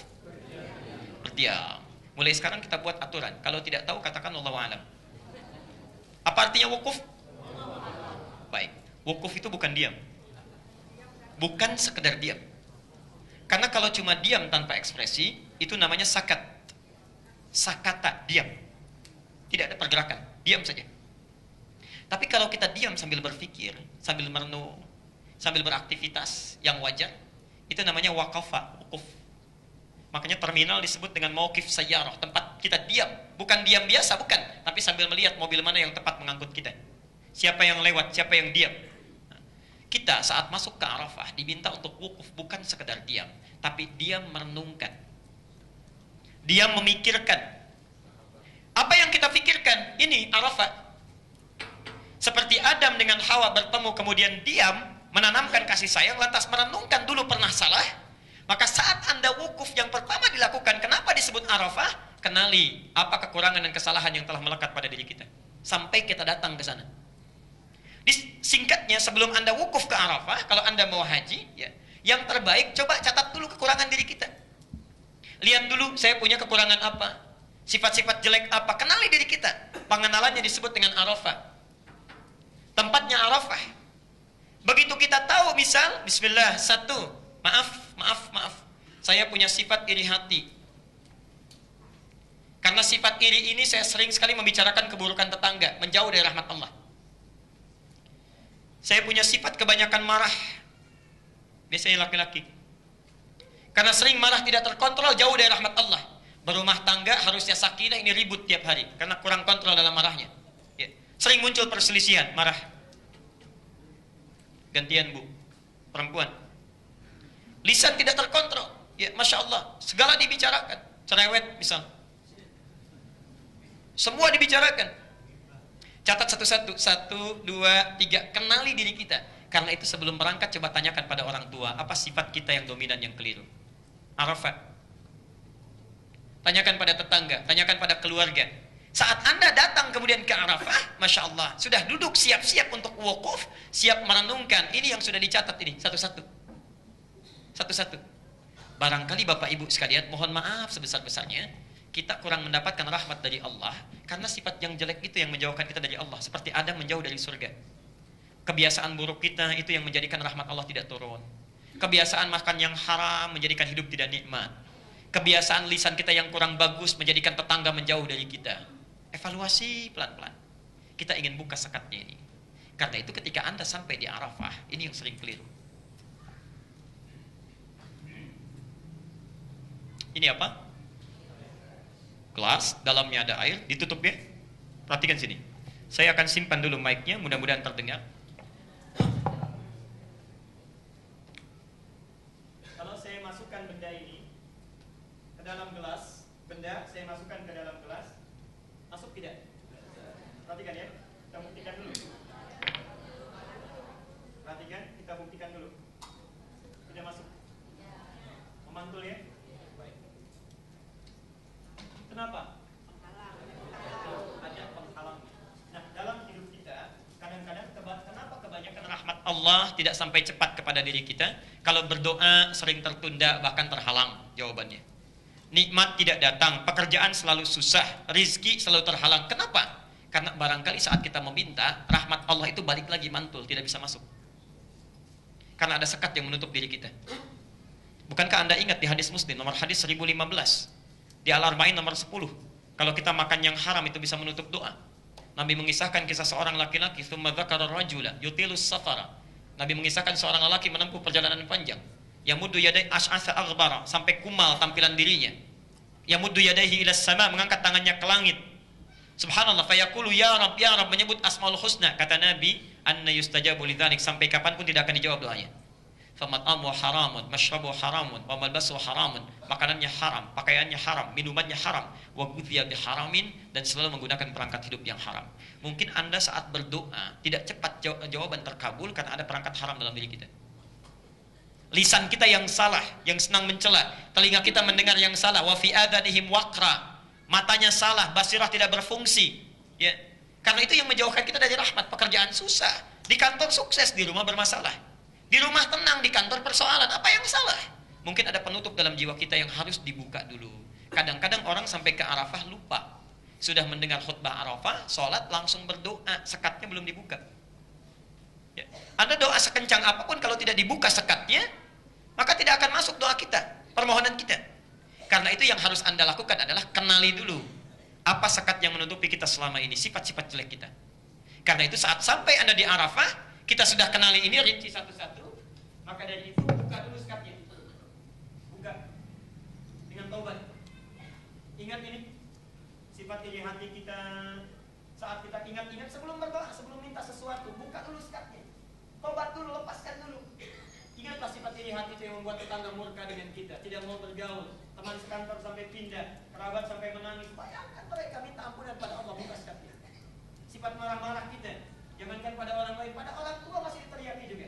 Bayangkan ibu yang menangis karena kita, ayah yang bersedih karena kita, anak-anak yang takut melihat wajah kita. Saking sifat marah tidak bisa kita kontrol. Bayangkan, buka sekatnya, itu barangkali yang menjauhkan kita dari rahmat. Buka, buka. Kalau sudah dibuka bisa masuk? Bisa. Tapi masuknya ini belum tentu bagus. Ayo, kalau misalnya di dalam ada kopi, saya tuangkan air jadi apa? Warnanya apa? Hitam. Kalau coklat, saya tuangkan air jadi apa? Coklat. Tidak bening lagi. Karena itu bukan sekedar dibuka, kita harus bertekad keluarkan sifat-sifat jelek di dalam diri kita. Kosongkan dulu. Kosongkan dulu. Yang paling berbahaya kalau sudah padat. Kalau sudah padat, sekatnya dibuka tapi isinya padat. Anda mesti keluarkan dulu. Jadi bukan sekedar ditangisi, disadari, ya Allah, saya mengakui pernah berbuat salah, itu baru membuka. Anda harus sesali dan berjanji tidak mengulanginya lagi. Keluarkan isi yang kotor dalam hati kita. Keluarkan, keluarkan, keluarkan. Allah.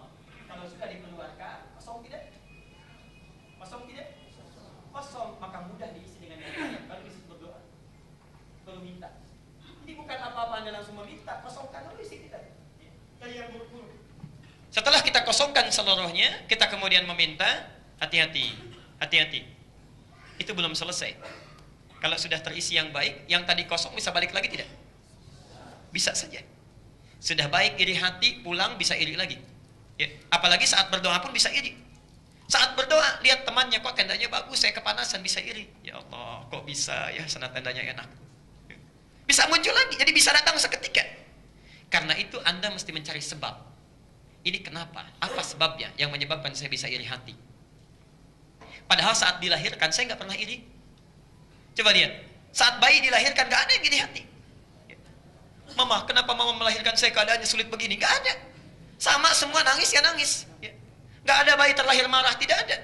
Semua manusia terlahir dengan keadaan yang sangat lembut. Saking lembutnya disebut oleh Quran dengan ins. Dipasangkan dengan jin. Terulang 18 kali dalam Al-Quran. Ya ma'syaral jinni wal. Nah, jin itu maknanya berlawanan dengan ins. Berlawanan. Sifat manusia beda dengan jin. Contoh, jin kenapa dinamakan dengan jin? Punya dua sifat. Satu, tersembunyi. Jin itu kalau ada jim dengan nun artinya tidak tampak, tersembunyi. Jannah itu tidak tampak. Ya. Karena itu jin kenapa disebut jin? Karena dia tidak tampak, tersembunyi.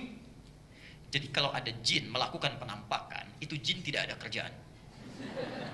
Karena sifat jin itu tersembunyi. Dan lebih tidak ada kerjaannya manusia yang mencari-cari penampakan jin. Itu sangat tidak ada kerjaan. Bukan dunianya, ya bukan pekerjaannya. Karena itu manusia dibedakan dengan jin, namanya ins. Ins itu dari kata al-unsu, yang nampak, kelihatan. Wujudnya kelihatan. Jadi nggak ada manusia yang tersembunyi. Maaf, kalau ada bapak pulang ke rumah, bu, sembunyi-sembunyi. Ke kantor sembunyi-sembunyi. Ke masjid sembunyi-sembunyi. Itu pasti, ya, saya tidak mengatakan jin. Ya. Itu pasti bermasalah. Karena menyalahi fitrah. Pasti bermasalah itu. Saya tidak katakan mirip dengan jin, tidak. Pasti bermasalah. Ya, pasti. Karena hati kecilnya tidak bisa mengakui itu. Sesuatu yang disembunyikan, hati kita pasti menolak itu. Pasti itu ya. Karena manusia tampak, jin tersembunyi. Yang kedua, ya Rasulullah. Yang kedua, jin kenapa disebut jin? Karena punya bawaan kasar. Tidak lembut. Kasar. Kata-katanya kasar. Perilakunya kasar. Karena itu tidak ditampakkan pada kita. Dan sekali dia melakukan penampakan, misal dia tampak hadir pada diri seseorang, tidak akan pernah lembut, tidak ada. Ada orang kemasukan jin masuk ke sini, Ustaz, saya mohon izin ikut taklim, duduk di depannya. Sedang kemasukan jin, tidak mungkin itu. Kata-kata meracau, tangan mengacau, segalanya pasti begitu. Ya, manusia tidak. Kenapa disebut dengan ins? Karena dia lembut. Kata-katanya lembut, perilakunya lembut. Saking lembutnya, dengar suara kencang saja bisa menangis. Saking lembutnya. Saking fitrahnya, baru lahir belum mandi saja sudah dicium-cium. Ya, yang jadi persoalan, kenapa saat tumbuh kok lisannya jadi kasar? Apa yang salah? Ya. Apa yang menyebabkan kata-katanya menjadi kasar? Pandangannya jadi tidak terbatas, langkahnya melangkah tanpa aturan. Apa yang salah? Apa penyebabnya? Ya. Maka kita lihat. Ya, kita lihat sekarang satu-satu pelan-pelan. Kata Nabi, kullu mauludin yuladu 'alal fitrah fa'abawahu. Maka lingkungan sekitar nanti yang akan membuat dia berubah. Yang akan membuat dia berubah. Nah, kita akan cari penyebabnya. Ya Allah, ini kenapa saya begini? Kita cari penyebab. Yang menyebabkan tadinya lembut jadi terpleset, kasar. Ya, tadinya penyayang menjadi iri hati, terpleset. Terpleset dalam bahasa Arab itu zalafa. Zalafa, terpleset. Ya. Penyebabnya kalau agak banyak izdalafa. Penyebabnya disebut dengan muzdalifah. Maka saat kita ingat-ingat itu, ingin mencari penyebabnya, datanglah kita ke satu tempat diberi nama Muzdalifah. Kan yang namanya Muzdalifah ada persoalan itu.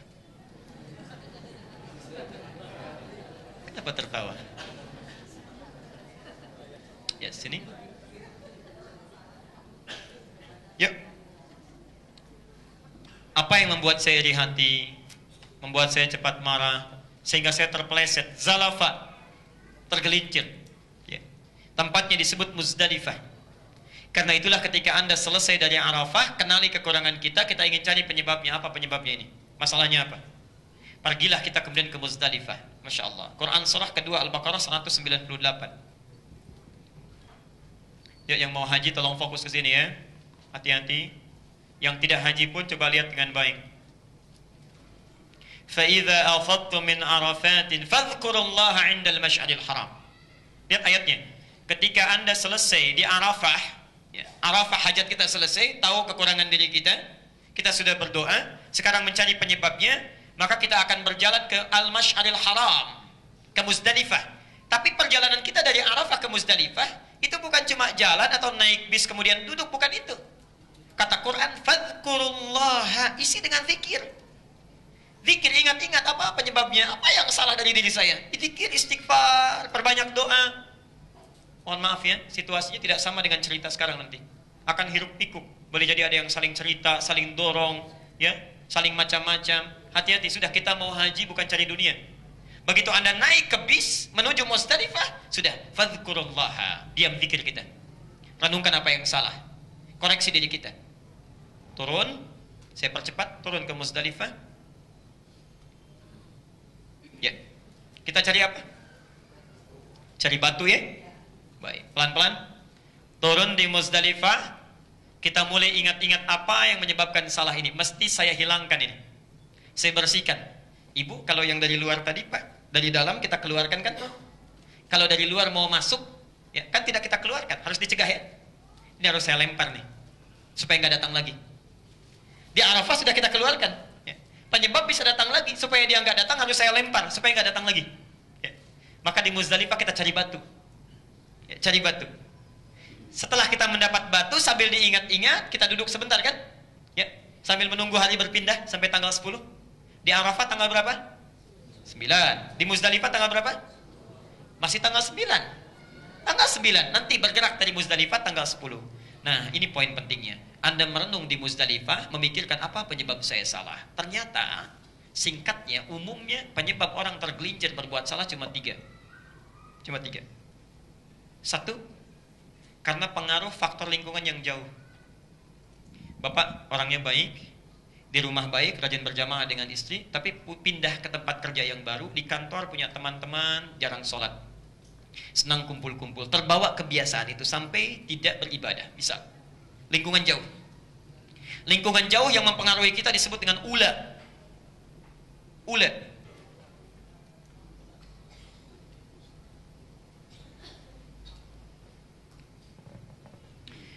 Ada orang di kantornya bagus orang-orangnya, pribadinya baik, cuma mohon maaf yang bermasalah lingkungan sekitar rumahnya. Ya. Bapak baik, teman kantor baik, istri yang kurang bagus. Masa sih papa kan direktur, masa mobilnya cuma Avanza, yang manajer aja sudah Mercy. Mulai pelan-pelan terpengaruh. Pak, tetangga kita sepedanya sudah ganti, masa dede sepedanya ini aja. Pelan-pelan mulai berpengaruh.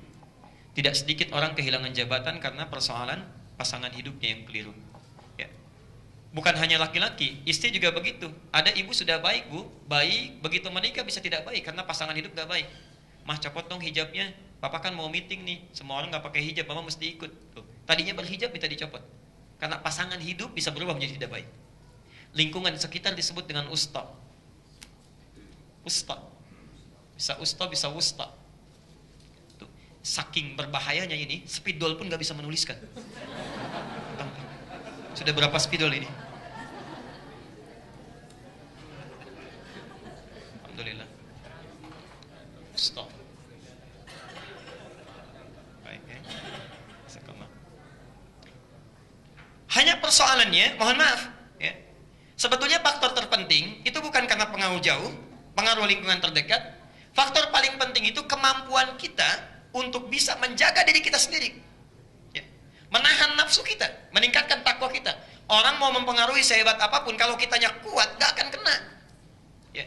Anda kalau tidak tanda tangan bisa mutasi, Pak. Ya, alhamdulillah, Pak. Allah kan sudah mengatur pekerjaan, mau dipindahkan sekarang juga saya ridho. Ya. Insya Allah tidak apa-apa. Yang penting Allah memberikan ridhonya kepada saya. Enak, kuat. Ya. Papa, kalau papa nggak ganti, repot nih mama. Ya nggak apa-apa mah. Mungkin dengan seperti ini hidup kita akan lebih nyaman, dijalani. Enak. Ya. Dia bisa memberikan solusi. Kadang-kadang kan di rumah tangga itu seperti itu persoalannya. Ya. Banyak hal yang kita dapati, atau bahkan yang paling luar biasa, kita sendiri yang mengundang masalah. Kalau diri kita nggak bisa kontrol, masalah nggak ada. Cuma kita ciptakan sendiri. Saya sering contohkan, Anda duduk di depan rumah, tetangga kita lewat, tidak senyum kepada kita, kita yang marah. Tetangga kita lewat, tidak menyapa kita, bukan hanya sekedar marah, itu pengalaman pagi hari bisa dibawa sampai malam hari, diceritakan juga sama suamimu. Papa tahu nggak tadi pagi, mama duduk di depan, tetangga kita lewat, nggak nyapa sama mama, padahal kita kenal sudah lama. Mungkin barangkali orang itu sedang sakit gigi, sedang buru-buru, cuma karena kita memikirkan sesuatu yang bukan urusan kita, jadi capek kita itu. Yang paling berbahaya itu kebiasaan kita kadang-kadang iseng, yang punya masalah orang lain, kita yang repot. Orang lain punya masalah, kita yang bikin status. Di situ saling serang komentar, padahal orang yang punya masalah sudah selesai. Pindah ke kita, ya. Nah, ini jadi persoalan, karena kenapa? Keadaan diri kita kurang kontrol. Nah, pengaruh terbesar itu, diri kita itu dalam bahasa Arab disebut dengan aqabah. Pengaruh terbesar. Aqabah. Pengaruh terbesar disebut dengan apa? Aqabah. Turunkan dulu. Di Muzdalifah inilah kita mencari penyebab, ditemukan ingin kita lempari. Maka sifat jelek dari dalam diri saya mesti keluar. Nggak boleh datang lagi. Yang dari orang lain mesti dihilangkan, kita doakan mereka. Yang di sekitaran mesti hilang, kita doakan mereka. Karena itulah, karena faktor terbesarnya Aqabah dulu, dari Muzdalifah kita akan menuju kepada Aqabah dulu. Berangkat bawa batu, berapa jumlahnya? Usahakan lebih dulu ya. Usahakan bawa 10 atau 14 batu. Jadi Bapak Ibu punya catatan. Catatan pertama, itu catatan yang kurang baik, kesalahan-kesalahan dosa itu catat. Ya, untuk ke Arafah. Yang kedua, ada botol aqua kecil, mungkin simpan untuk cari batu. Ya, begitu dapat batu, masukkan 10. Di jalan mungkin senggolan orang tumpah sebagian. Ya, atau ada yang kekurangan kita bisa berikan. Tidak sedikit yang lupa. Tidak sedikit yang lupa, ya. Karena itu kita bawa mungkin 10 atau 14. Yang kita lempar apa dulu pertama kali?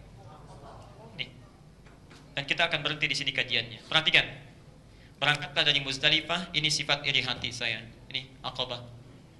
Marah saya, cerewet saya, macam-macam Aqabah. Maka datanglah kita ke sana untuk melempar sifat-sifat kurang baik yang ada pada diri kita, supaya filter diri kita kuat. Orang tidak bisa masuk, setan pun bisa putus asa dengan kita. Maka datanglah kita ke sana untuk melempar dengan 7 lemparan. Catatan sudah ada. Ingat, yang dilempar Aqabah itu cuma simbol. Ya, dinding itu yang kita lempar cuma simbol. Sejatinya itu penyebab ketidakbaikan dalam diri kita yang mesti dikeluarkan. Maka saat Anda akan melempar, sunnahnya bukan dilempar begitu saja. Lontar 1, lontar 2, sampai 7 selesai. Tidak begitu. Sunnahnya, coba Anda lihat dulu catatan diri kita. Marah. Saya harus keluarkan sifat marah dari saya. Diri saya nggak boleh datang lagi. Maka ketika Anda akan lempar, bayangkan ini penyakit marah saya yang mau saya lempar. Bayangkan orang tua yang sering kali menangis, sahabat kita, kerabat kita yang kecewa dengan sifat kita. Begitu Anda lontar, apa yang diucapkan? Saya ulang, apa yang diucapkan? Bismillahirrahmanirrahim. Lontar. Begitu dilontar, itu sifat buruk kita. Lempar. Bismillahirrahmanirrahim. Lempar. Bayangkan dampak dari keburukan itu. Kalau orang benar lontarannya, begitu dilempar, hatinya plong. Enak gitu. Kadang-kadang air mata keluar, baru satu. Kedua lontar lagi, Bismillahirrahmanirrahim, lontar, ini hati kita hilang pelan-pelan. Begitu selesai semuanya, sudah tidak datang lagi, Anda menghadap ke kiblat. Ini sunnahnya. Ya bukan selesai begitu saja, menghadap ke kiblat baru berdoa. Inni wajjahtu wajhiya lilladzi fataras samawati wal arda hanifan muslima wa ma ana minal. Nah, hilanglah sifat-sifat jelek dalam diri kita ini. Tidak datang lagi. Kalau jelek lawannya apa? Baik. Kalau yang jelek sudah tidak ada, otomatis yang muncul yang mana? Yang baik. Dalam bahasa Arab, baik disebut dengan birrun.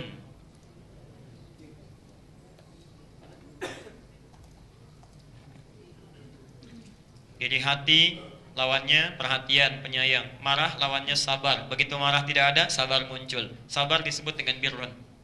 Jelas? Kalau sifat baik ini melekat dalam diri kita, maka berubah namanya menjadi mabrurun. Ini ada sabar, masih di luar. Saya ambil sabarnya, dilekatkan pada diri saya. Ya. Begitu melekat sifat sabar ini namanya mabrurun. Mabrur, dimiliki oleh kita, terbawa oleh kita. Karena itu, orang-orang yang bisa menghilangkan sifat jeleknya, muncul sifat baiknya, fungsi hajinya akan bisa maksimal dalam dirinya. maka disebut oleh Nabi al-hajjul mabruru. Haji yang berhasil itu adalah bukan yang diterima, bukan.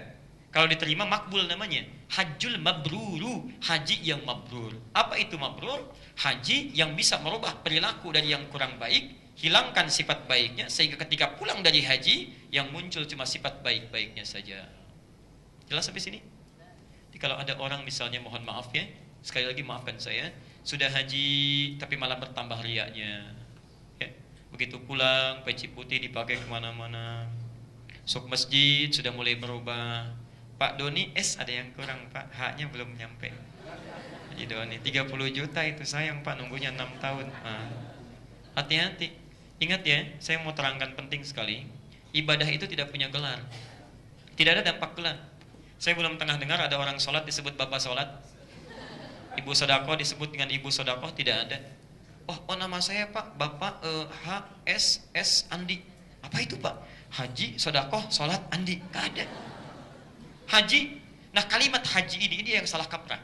Kalimat haji ini itu sebetulnya bukan gelar. Pak Haji, Bu Haji itu bukan gelar. Kisahnya begini. Kalau orang Arab melihat seorang sudah pernah haji, kemudian pulang ke tempatnya, kebiasaan buruk pasti muncul. Misal setelah pulang haji masih sempat mencela orang lain, maka akan diingatkan, ya Haj, Pak Haji. Maksudnya bukan menyanjung jadi setelah haji, bukan.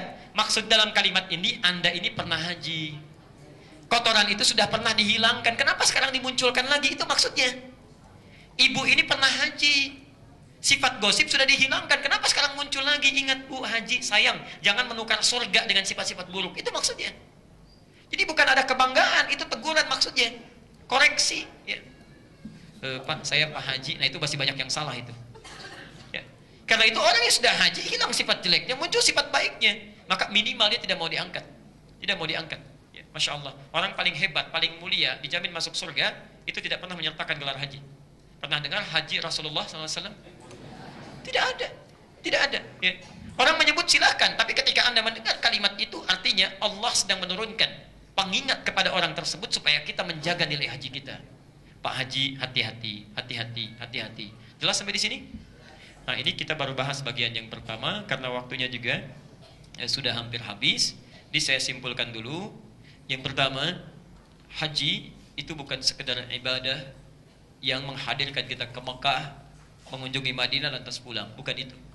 Haji seharusnya menjadikan kita bisa meraih kebahagiaan di dunia dan ketentraman di akhirat nanti. Ini fokus yang pertama. Yang kedua, saya percepat. Ritual-ritual haji selain harus benar secara fikih dan ikhlas ditunaikan, juga mesti dipahami prosesnya sehingga bisa lebih nyaman dan maksimal saat kita menunaikan ritualnya. Yang ketiga, Arafah bukan sekedar tempat untuk kita wukuf dalam artian diam, tapi di situ kita mengenali siapa kita, apa kekurangan kita, apa yang menyebabkan kita jauh dari Allah Subhanahu wa taala. Di situ kita catat kekurangan kita, kita bertobat kepada Allah, kemudian kita koreksi diri kita. Kemudian cari penyebabnya untuk kita hilangkan selamanya dari hidup kita. Pergilah ke Muzdalifah yang menyebabkan kita sering terpeleset ya. Kita ambil batu-batunya, kita lempari kesalahan-kesalahan kita ya. Mulai dari diri kita, sifat yang kurang jelek, sampai kemudian kalau tidak cukup diri kita itu, kita datang berharap dengan sempurna di Muna, bukan Mina tapi Muna. Muna bukan Mina ya. Muna tempat harapan. Harapan yang sangat dimohonkan. Di setelah Anda selesai dengan diri kita, kita ingin perbaiki keluarga kita mesti baik. Datang ke Mina kita, ke Muna kita mabit ya. Kita renungkan anak-anak kita, keluarga kita, pasangan hidup kita ya, insyaallah. Pun demikian dengan saudara-saudara di sekitar kita. Kalau Anda sudah sempurna menunaikan itu, mudah-mudahan saat pulang ke tanah air membawa kebaikan-kebaikan yang bisa memperbaiki keadaan hidup kita. Ini bagian yang pertama. Bagian yang kedua tidak bisa kita bahas pada saat ini, itu membahas tentang hikmah saat ritual di seputaran Ka'bah. Tawaf itu ada maknanya ya. Ada caranya, ada maknanya. Kemudian sa'i ada caranya, ada maknanya, sampai dengan tahallul ya. Nanti insyaallah kita akan ambil satu sesi yang langsung praktek dengan miniaturnya supaya langsung kelihatan ya. Tadi saya sudah sampaikan ke Pak Ketua DKM supaya nanti Ali Hasan cari miniatur Ka'bah. Taklim selanjutnya kita pasang Ka'bahnya, nanti kita diajarkan. Insyaallah kita belajar bagaimana cara masuk menuju Ka'bah. Lewat pintu mana sunnahnya, doanya apa, lalu kenali Ka'bah mulai tawaf dari mana, Hajar Aswad kenapa disebut Aswad ya. Yang mustajab di sekitar Ka'bah itu apa? Dari situ kemudian sa'i sampai selesai dengan tahallul. Untuk hari ini kita cukupkan dulu. Ada kopian yang sudah kami bagikan itu, ya. Itu mohon maaf sebelumnya, itu adalah materi singkat yang bisa dibawa untuk bekal haji atau umrah nanti. Daripada Bapak Ibu bawa buku-buku yang mungkin tebal, dibolak-balik dan sebagainya, itu sudah kami rangkum singkat di situ, ya. Jadi doa-doanya termasuk dengan ritualnya. Baik, itu dulu barangkali yang saya sampaikan. Kalau ada yang ingin ditanyakan, saya hanya berikan barangkali 5 sampai 10 menit saja. Terima kasih Tad. Banyak kita ambil pelajaran tentang hikmah. Sebagaimana Ustaz sampaikan bahwa hikmah menjadi hal yang terpenting, tetapi Ustaz katakan juga bahwa Rasulullah tidak pernah mengajarkan tentang bagaimana mempelajari hikmah. Sehingga yang saya pahami, hikmah ini diserahkan kepada kita. Karena diserahkan pada kita, muncul pemahaman-pemahaman tentang hikmah yang liar. Saya pernah belajar ilmu tasawuf bahwa hikmah itu ada pada tingkatan ketiga setelah syariah, thariqah, hikmah, dan yang terakhir ma'rifah. Yang lebih jauh lagi mungkin Ustadz jauh lebih paham. Bahkan sholat itu tidak perlu lagi ada karena hikmahnya begini sampai semacam itu. Itu yang pertama. Yang kedua tentang penamaan bulan-bulan dalam Islam. Tadi ada Dzulqa'dah, mungkin juga Dzulhijjah. Dengan demikian nama-nama itu muncul setelah Islam. Padahal dalam sebuah ayat kan disebutkan bahwa inna iddatas syuhuri indallahi 12 syahran indallahi 12 syahran yauma khalaqas samawati wal ard. Artinya bahwa 12 bulan ini Allah ciptakan pada saat bersamaan dengan penciptaan bumi ini. Terus nama ketika sebelum ada kemudian Dzulhijjah dan sebagainya itu apa Tad? Itu terima kasih. Baik, saya mulai dari yang kedua dulu ya. Tolong bedakan antara jumlah dengan nama, itu lain. Ya, tadi disebutkan At-Taubah ayat ke-36.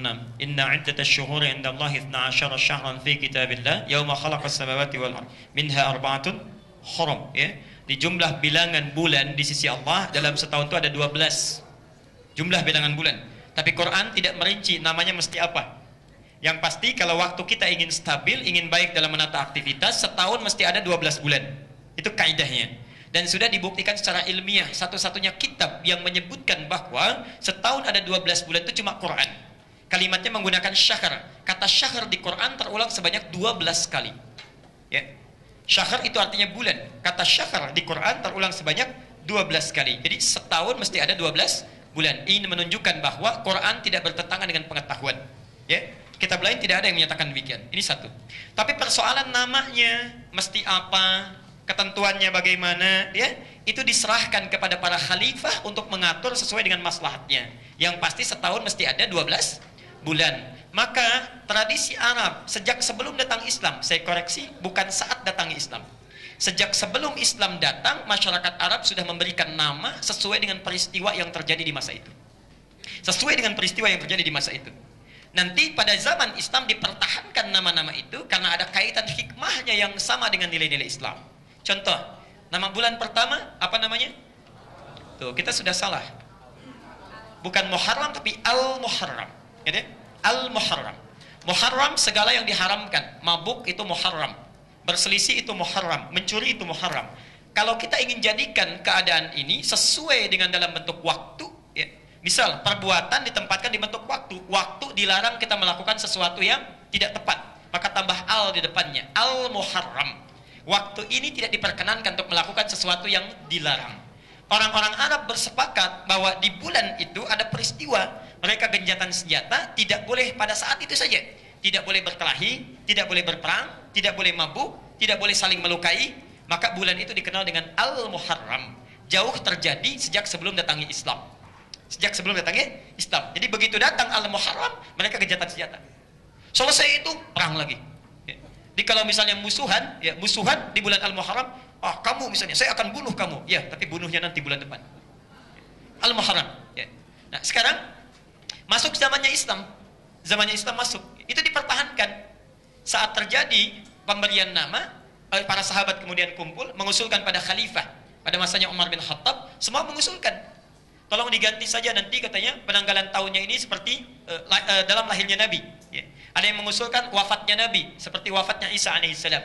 Lalu Ali mengusulkan tidak, momentum hijrahnya Nabi saja, tahunnya berubah menjadi hijrah, tapi nama-nama bulannya dipertahankan. Kenapa dipertahankan? Ada makna di situ. Ketika kita ingin mengawali hijrah, maka seperti Nabi SAW berhijrahnya, membersihkan sifat buruknya, menghilangkan yang jelek-jeleknya, menjauhi larangan Allah. Maka kalau Anda ingin hijrah kepada Allah, tinggalkan dulu perbuatan-perbuatan yang dilarang oleh Allah Subhanahu wa taala. Anda ingin hijrah, tadinya nggak bisa ngaji, biasa kumpul-kumpul, ngobrol-ngobrol dengan orang, ingin hijrah, tinggalkan perbuatan itu, mulai berangkat kepada yang baik. Jarang jamaah, tinggalkan perbuatan itu, pindah kepada yang baik. Maka ada semakna di situ. Kedua, safar. Apa artinya safar? Safar itu asalnya dari kata sifar. Bisa kosong, bisa menguning. Menguning, ya. Sesuatu yang menguning itu disebut dengan safar. Sifar artinya kosong. Kenapa disebut dengan safar? Dulu sebelum datangnya Islam, orang-orang Arab pada bulan yang kedua ini mereka biasa merantau. Pergi keluar Mekah, pergi ke Yaman, pergi ke Syam dan kemana-mana. Karena mereka pergi keluar, untuk apa? Mencari sifar yang menguning, cari emas. Dulu nilai tukarnya emas, cari harta ya. Ketika mereka keluar, maaf, kalau di dalam itu penuh, tiba-tiba keluar, yang di dalam bertambah atau kosong?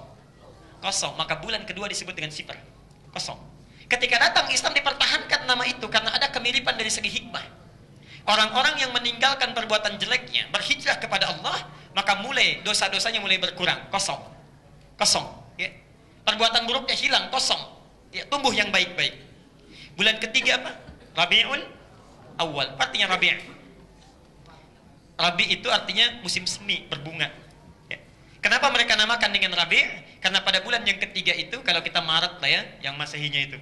Karena pada saat itu tumbuhan mulai mekar, cuaca mulai enak, daun-daun mulai tumbuh, bunganya mulai kelihatan, maka disebut dengan Rabi'. Rabi, diambil makna kiasannya, orang-orang yang pulang dari perantauan membawa harta benda, maka yang di dalam menjadi mekar, perdagangan jadi hidup, orang jadi ceria, disebut Rabi. Ataka Rabi'u takadu yahtalu dhahika. Ya, Masya Allah, Rabi telah datang, semua orang menjadi bergembira, orang Arab mengatakan demikian. Masuk datangnya Islam, dipertahankan namanya karena ada kemiripan dari segi hikmah. Kalau orang sudah kosong keburukan-keburukannya, maka yang tumbuh apanya? Kebaikan-kebaikannya. Rabi tumbuh kebaikannya. Yang tadinya kumpul-kumpul mulai ke masjid, tumbuh jadi rajin salatnya, rajin baca Qur'annya, maka disebut dengan Rabi'. Apa selamanya musim semi? Tidak, semi pasti berakhir. Karena itu bulan keempat disebut dengan bulan keempat, ini ketahuan. Pilih. Jumadal Ula atau Jumadal Tsani? Bukan Jumadal Ula, bukan Jumadal Tsani. Rabiul Akhir. Al-Muharram, Safar, Rabiul Awal, Rabiul Akhir. Ya. Rabiul Akhir bukan Rabiul Tsani, Rabiul Akhir. Dulu di zaman sebelum Islam, musim semi bisa berakhir, hilang. Sudah selesai, berganti lagi. Dipertahankan pada masa Islam untuk memberikan hikmah di sini bahwa, maaf, kebaikan-kebaikan itu tidak mudah mempertahankannya. Tidak sedikit orang rajin salat tiba-tiba jadi meninggalkan salat karena kesibukannya lagi. Tidak sedikit orang hafal Quran jadi hilang hafalannya. Ya, hati-hati. Ini memberikan pesan bahwa kalau sudah beramal muncul kebaikan-kebaikan, jangan ujub dengan amalan, jangan puas dengan amalan, jangan sombong dengan Rabi kita. Karena setiap kali mengangkat sifat Rabi itu, maaf, sombong muncul, riak muncul, maka amalan bisa gugur. Bisa gugur. Ini pesan. Kelima jadi apa? Jumadil Awal. Salah lagi. Jumadil Awal atau Jumadil Ula? Salah lagi. Kalau tidak tahu katakan wallahu alam. Alhamdulillah. Bukan Jumadi tapi Jumada. Bukan Jumadi tapi Jumada. Ya, Jumada itu musim kering, gugur. Ya. Jadi hilang musim seminya, muncul musim gugur, kering. Kalau Jumadi, tapi ini bahasa Arab ya. Kalau Jumadi itu orangnya. Tampilannya kering, kayak musim gugur gitu ya. Jarang senyum, cemberutan, itu orang Arab menyebutnya Jumadi. Walaupun namanya Husain dipanggilnya Jumadi. Jumadi, welak katanya. Jumadi, ada masalah apa? Madzabik, itu. Jumadi itu orangnya, tapi bukan bahasa Jawa ya. Jumadi. Jumada itu iklimnya. Oke. Masuk ke zaman Islam dipertahankan itu. Hati-hati. Kalau kita muncul sifat-sifat kurang baik, Rabi'nya berakhir, yang muncul Jumada, amalan bisa rontok. Bisa rontok. Tidak sedikit orang baik karena faktor tertentu bisa hilang amalannya. Zikirnya hilang, sholatnya menghilang, baca Qur'annya menghilang. Karena mungkin faktor dunia. Ya, faktor dunia. Macam-macam. Tadinya rajin sholat sunnah, kesibukan mulai meningkat, sunnah mulai ditinggalkan. Baca Qur'an mulai berkurang. Jumada. Please, ada orang belum dapat kebaikan, dia memang kurang bagus. Belum pernah baik. Lingkungan gaul dengan orang pemabuk. Orang-orang yang keliru, orang-orang yang salah. Jumada dia. Tapi apakah selamanya orang jelek akan jelek terus? Tidak. Bahkan Quran mengajak untuk berubah menjadi lebih baik. Berubah menjadi lebih baik. Dan musim gugur pun tidak akan selamanya gugur. Satu saat akan berakhir. Makanya setelah Jumadal Ula ada Jumadal. Salah lagi. Ingat, Jumadal Tsani atau Jumadal Akhir. Kalau tidak tahu sekali lagi katakan wallahu a'lam. Bukan Jumadal Ula, bukan Jumadal Tsani. Jumadal Akhirah. Berakhirnya musim gugur. Berakhirnya semua itu, berakhir, ya. Nah, ini pun sama, ketika datang masa Islam dipertahankan nama itu untuk memberikan hikmah. Berikan hikmah. Orang kalau pernah salah jangan putus asa. Ya. Pernah salah, pernah lupa, ada tobat, ayo kembali. Tidak perlu bayar, tidak perlu capek. Anda mau kembali, silahkan kembali kepada Allah. Dosa apapun. Karena itulah Bapak Ibu sekalian, saat kita akan taklim ini, jangan soleh sendirian. Anda misalnya lewat orang yang jarang sholat, daripada kita celah, kenapa kita tidak doakan? Ya Allah, lembutkan hatinya untuk bisa bergabung bersama kami taklim. Lembutkan hatinya supaya mau sholat. Doakan supaya berubah. Quran saja tidak mencela, kenapa kita mencela? Quran memberi kesempatan kita tobat, kenapa kita menutupnya? Karena itu bagian yang pertama, ketika ada orang-orang yang kurang baik, tidak sedikit orang jelek di masa Nabi berubah menjadi orang paling hebat. Umar bin Khattab, kenal kita? Kenal di mana? Umar bin Khattab, bayangkan, sebelum masuk Islam, musyrik, bukan cuma musyrik, jualan Tuhan. Mabuk sehari minimal 5 kali. 5 kali. Pekerjaannya nantangin orang. Kalau siang-siang datang ke Jabal Khubais, mengatakan, yang berani dengan saya kita bertemu di Bukit A, kita duel. Tapi sebelum datang pamit dulu pada ibu yang telah melahirkannya, karena dia akan pulang tanpa nama. Umar bin Khattab. Singkatnya taubat, didoakan Rasulullah, didoakan, dilembutkan, dapat hidayah, masuk Islam. Kenapa kita tidak doakan teman-teman kita itu yang sedang mabuk-mabuk? Kenapa kita tidak doakan koruptor itu supaya tobat? Pemimpin yang masih banyak dosanya, tidak kita celah, tidak usah kita celah. Kenapa tidak kita doakan? Kita bimbing. Ketika dia berubah, dapat kita pahalanya.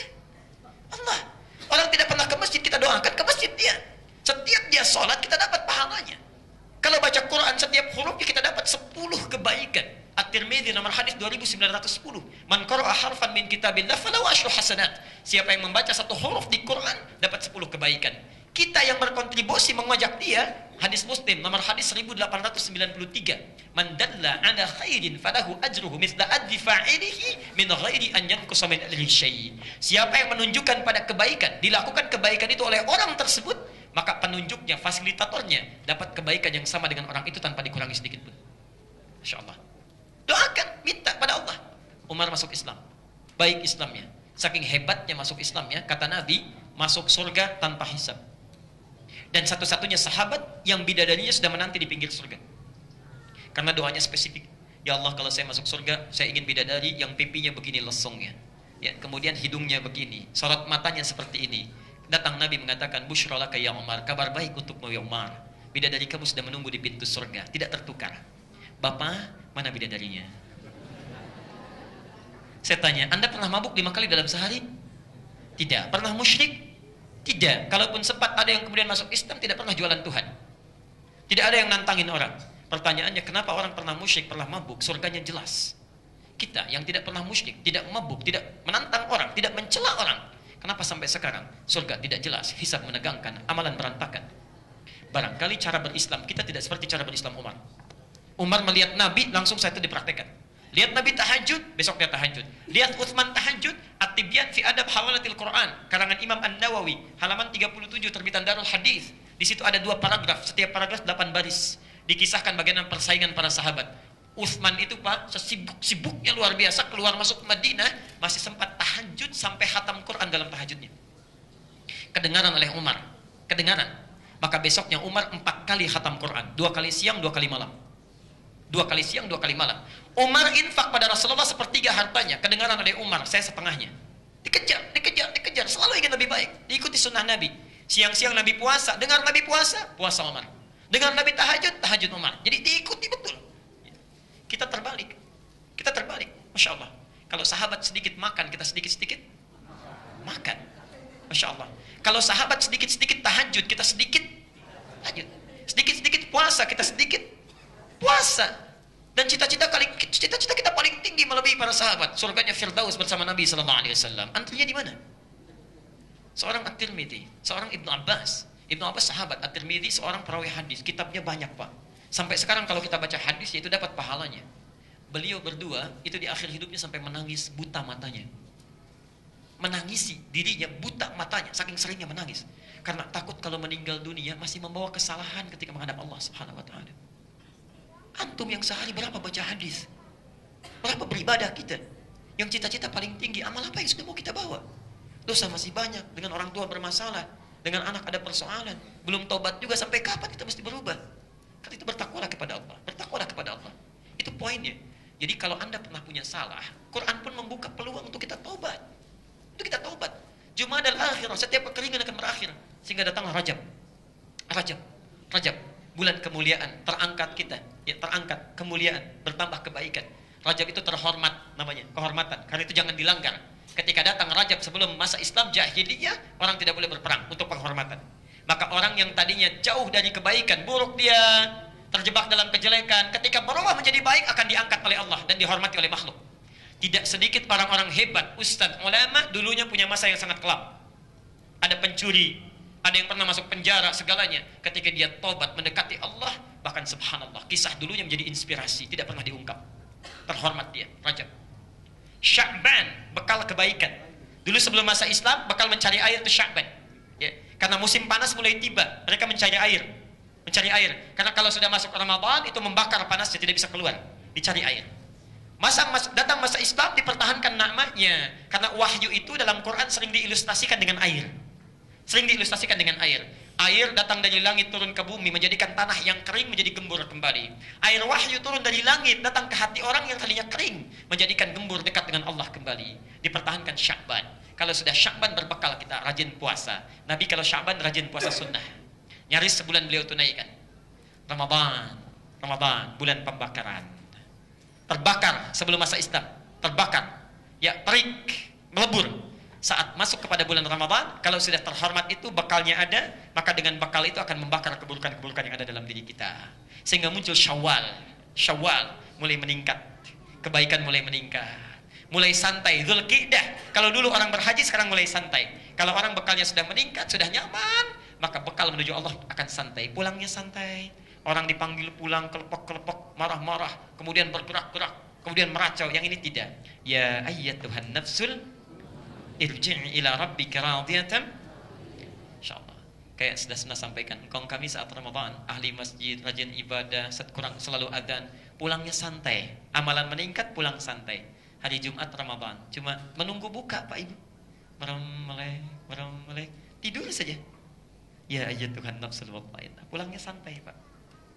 Anda saya lihat tuh di luar merem-melek, belum meninggal juga itu. Ya.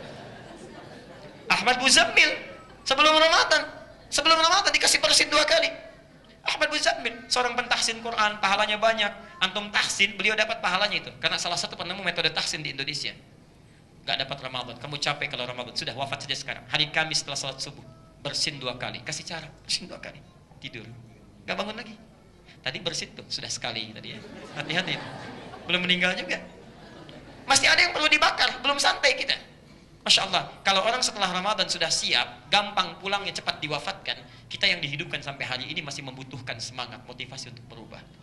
Jelas yang bagian yang pertama ya? Yang kedua, betul, saya percepat, hikmah itu bukan ilmu yang dipelajari pada awalnya. Tapi pemberian yang didapatkan sebagai anugerah.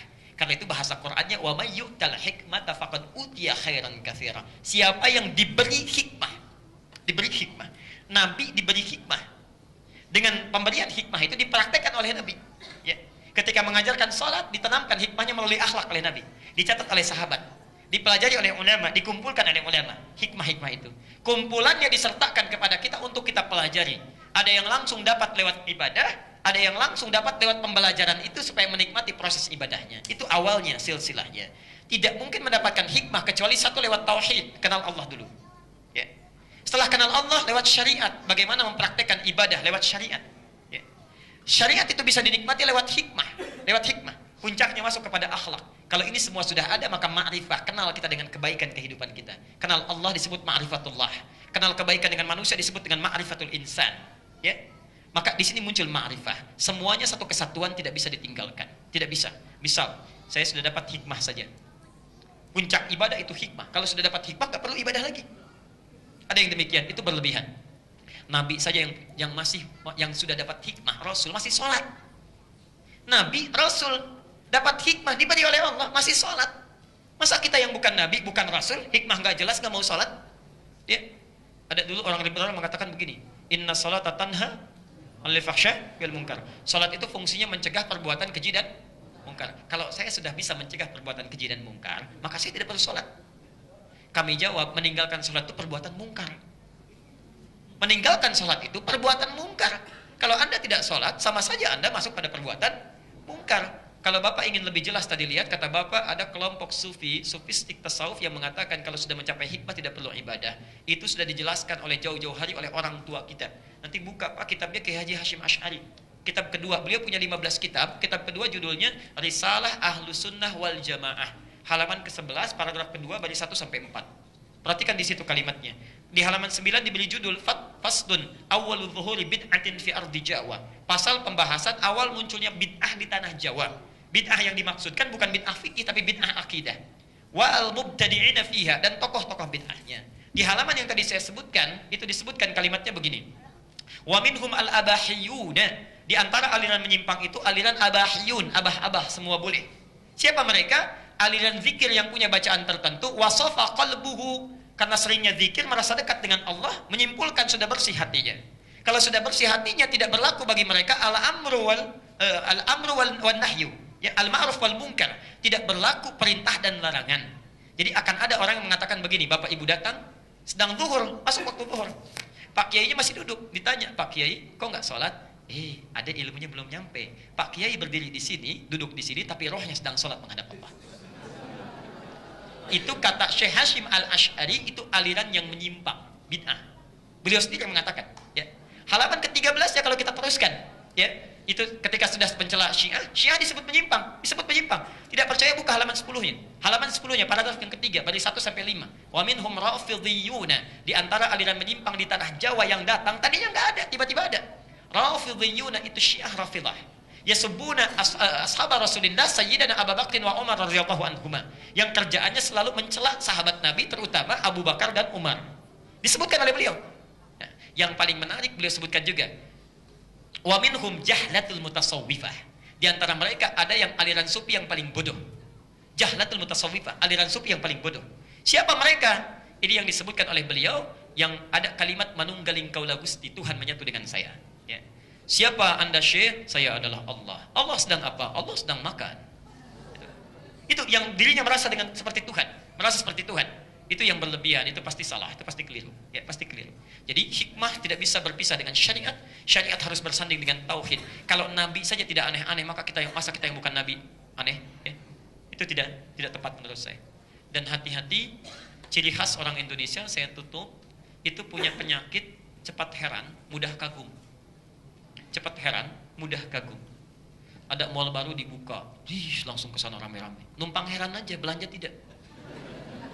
Buka satu lagi, rame. Numpang kagum aja, belanja tidak. Bikin status, gampang. Yang paling aneh, dalam hal menyimpang pun diikuti juga. Kan sekarang bagaimana entertainnya? Kalau dibungkus bagus, pengikut banyak. Coba terakhir kemarin tuh, flashback dulu lah ke belakang, kemarin sering saya sampaikan itu. Coba, kalau ada aliran sesat di Indonesia, pasti ada pengikutnya. Pasti ada itu. Ahmad Musaddiq, pelatih bulu tangkis, ngaku Nabi, ada yang ikut. Tangkap oleh polisi, ditanya, kenapa Anda ngaku Nabi? Saya ke Bogor Pak, dapat wahyu katanya. Orang ke Bogor dapat talas, dia dapat wahyu. Ada pengikutnya. Tobat, dibimbing. Selesai ini muncul di Bandung Sayuti, tukang cukur. Jadi Nabi ada juga pengikutnya. Ada bayangkan, ngaku Nabi ada juga pengikutnya, kan aneh itu namanya. Tobat lagi. Bandung sudah, Bogor sudah, Jakarta nggak mau ketinggalan. Karena ibu kota besar, Nabi sudah ada, malaikat Jibril. Lia Eden, malaikat Jibril.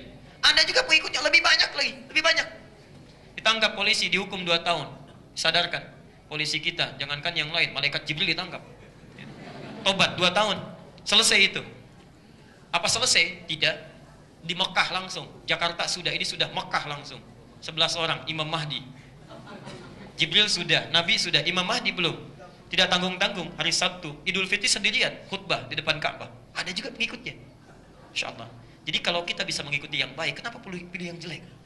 Ya, karena itu penting kita belajar, perbaiki keadaan diri kita, sehingga pelajaran kita bisa sesuai dengan konteks agama kita. Saya kira kita cukupkan dulu sampai di sini. Kalau benar dari Allah dan Rasulnya, kalau salah itu mutlak kesalahan saya pribadi. Tinggalkan pendapat saya, ambil pendapat ustadz lain yang lebih baik sesuai dengan Quran dan Sunnah. Yang menginginkan soft copy-nya, bisa kopikan di masjid, boleh silakan dikopi seluas mungkin. Mudah-mudahan Allah berikan kebaikan. Saya mau sampaikan pengumuman dengan singkat. Satu, bagi antum yang ikhwan yang pernah mendaftar untuk belajar daurah asatidhah pendidikan ustadz, ya, itu nanti akan dihubungi oleh panitia karena pekan depan sudah ada seleksi, ya, dan September akan dikarantina. Semoga Allah memudahkan nanti prosesnya. Yang kedua, ini yang juga penting menurut saya, kalau ada yang ingin bergabung dengan kajian Al-Quran, hafalan Quran, tapi untuk ikhwan dulu, itu malam Sabtu ya, di Pekayon, di KAI, itu ba'da maghrib sampai dengan Isya jam 8. Ya, itu malam Sabtu. Nanti insya Allah di situ dibimbing untuk hafalan Quran dan ada kajian kitab. Semoga sebelum meninggal setidaknya kita ada hafalan Quran yang kita bawa. Kita akhiri dengan doa kifaratul majlis. Subhanakallahumma bihamdika asyhadu an la ilaha illa anta astaghfiruka wa atubu ilaik. Wa akhiru da'wana alhamdulillahirabbil alamin. Wa afu minkum. Assalamualaikum warahmatullahi wabarakatuh.